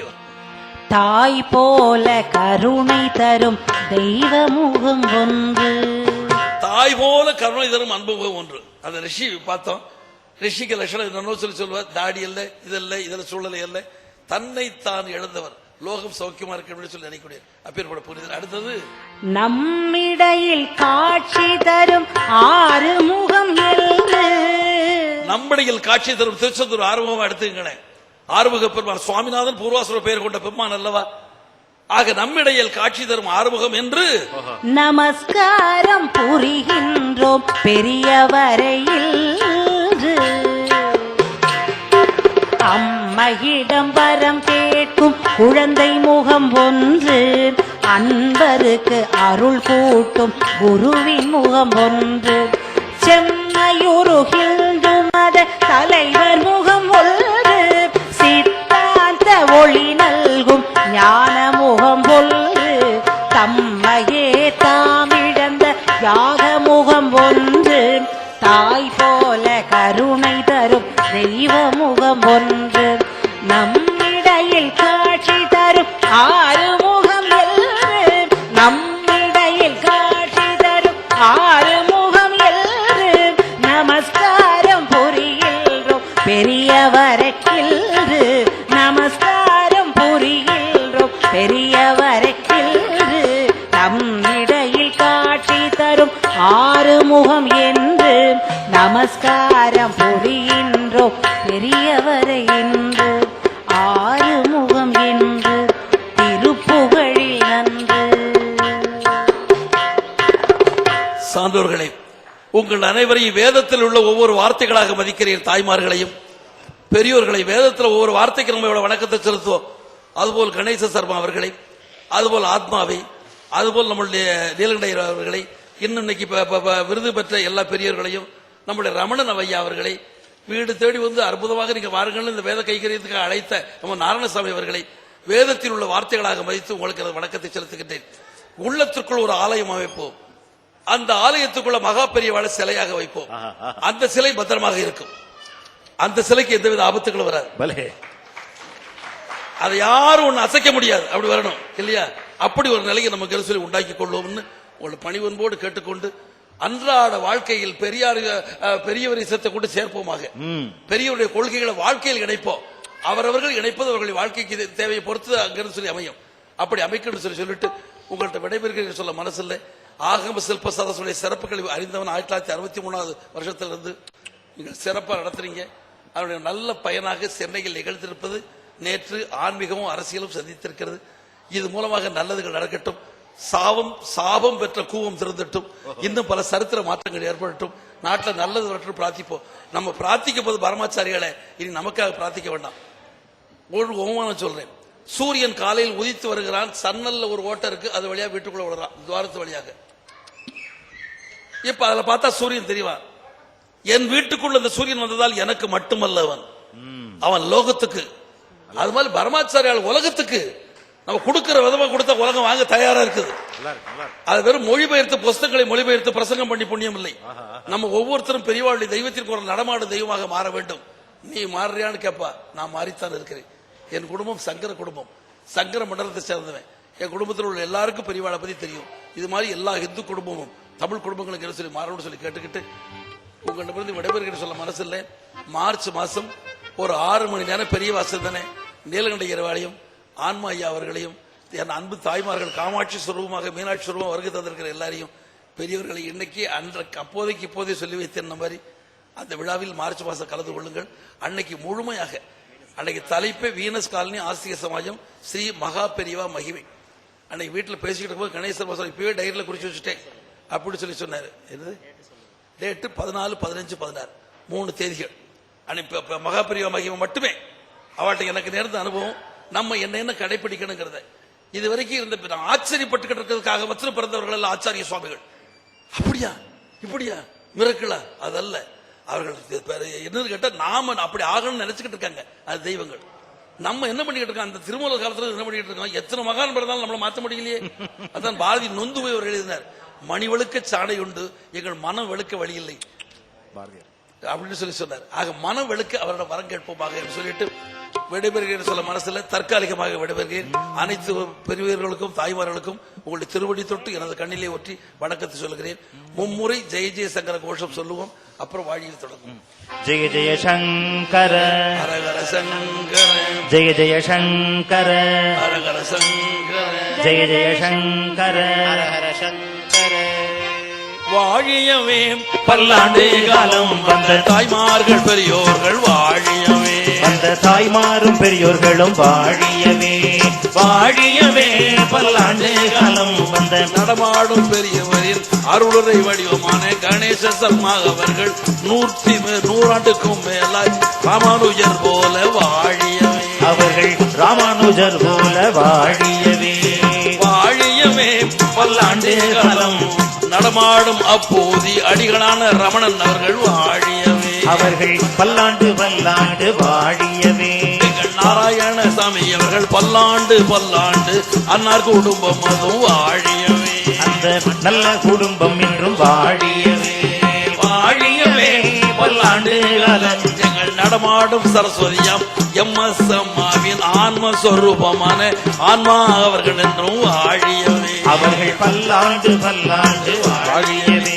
எங்கள் நீலகண்ட ஐயர் என்றும் வாழியவே, அவர்கள் என்றென்றும் மகிழோழி வாழியவே வாழியவே பல்லாண்டு காலம் 103 கோடியான இந்திய பெருமக்கள். இப்ப நான் சொன்னது நேத்தெடுத்த புள்ளி விவரம். இன்னைக்கு கணக்கெடுத்தா இன்னும் கொஞ்சம் பிறந்திருக்கும். மொத்தத்தில் எல்லாரும் வாழியவே, மொத்தத்தில் எல்லாரும் வாழியவே, பெரியோருக்கும் தாய்மாருக்கும் எங்கள் நன்றி உரியதாக வாழிய வாழிய வாழிய வாழியவே.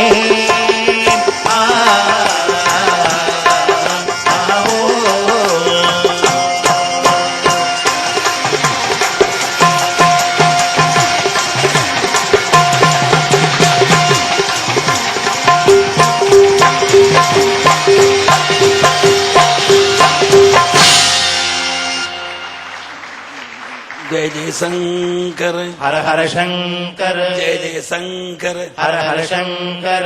நல்ல எல்லாரும் குரல் நல்ல வளமா சொல்லுவோமே. துண்டுல தேள் விட்டா கூட தேளு அப்படிங்கிறோம். தேளுக்கு சொல்றது தெய்வத்துக்கு சொல்லப்படாதா? ஜெய ஜெயசங்கர் ஹர ஹர சங்கர ஜெய ஜெயசங்கர் ஹர ஹர சங்கர ஜெய ஜெயசங்கர் ஹர ஹர சங்கர ஜெய் ஹிந்த்.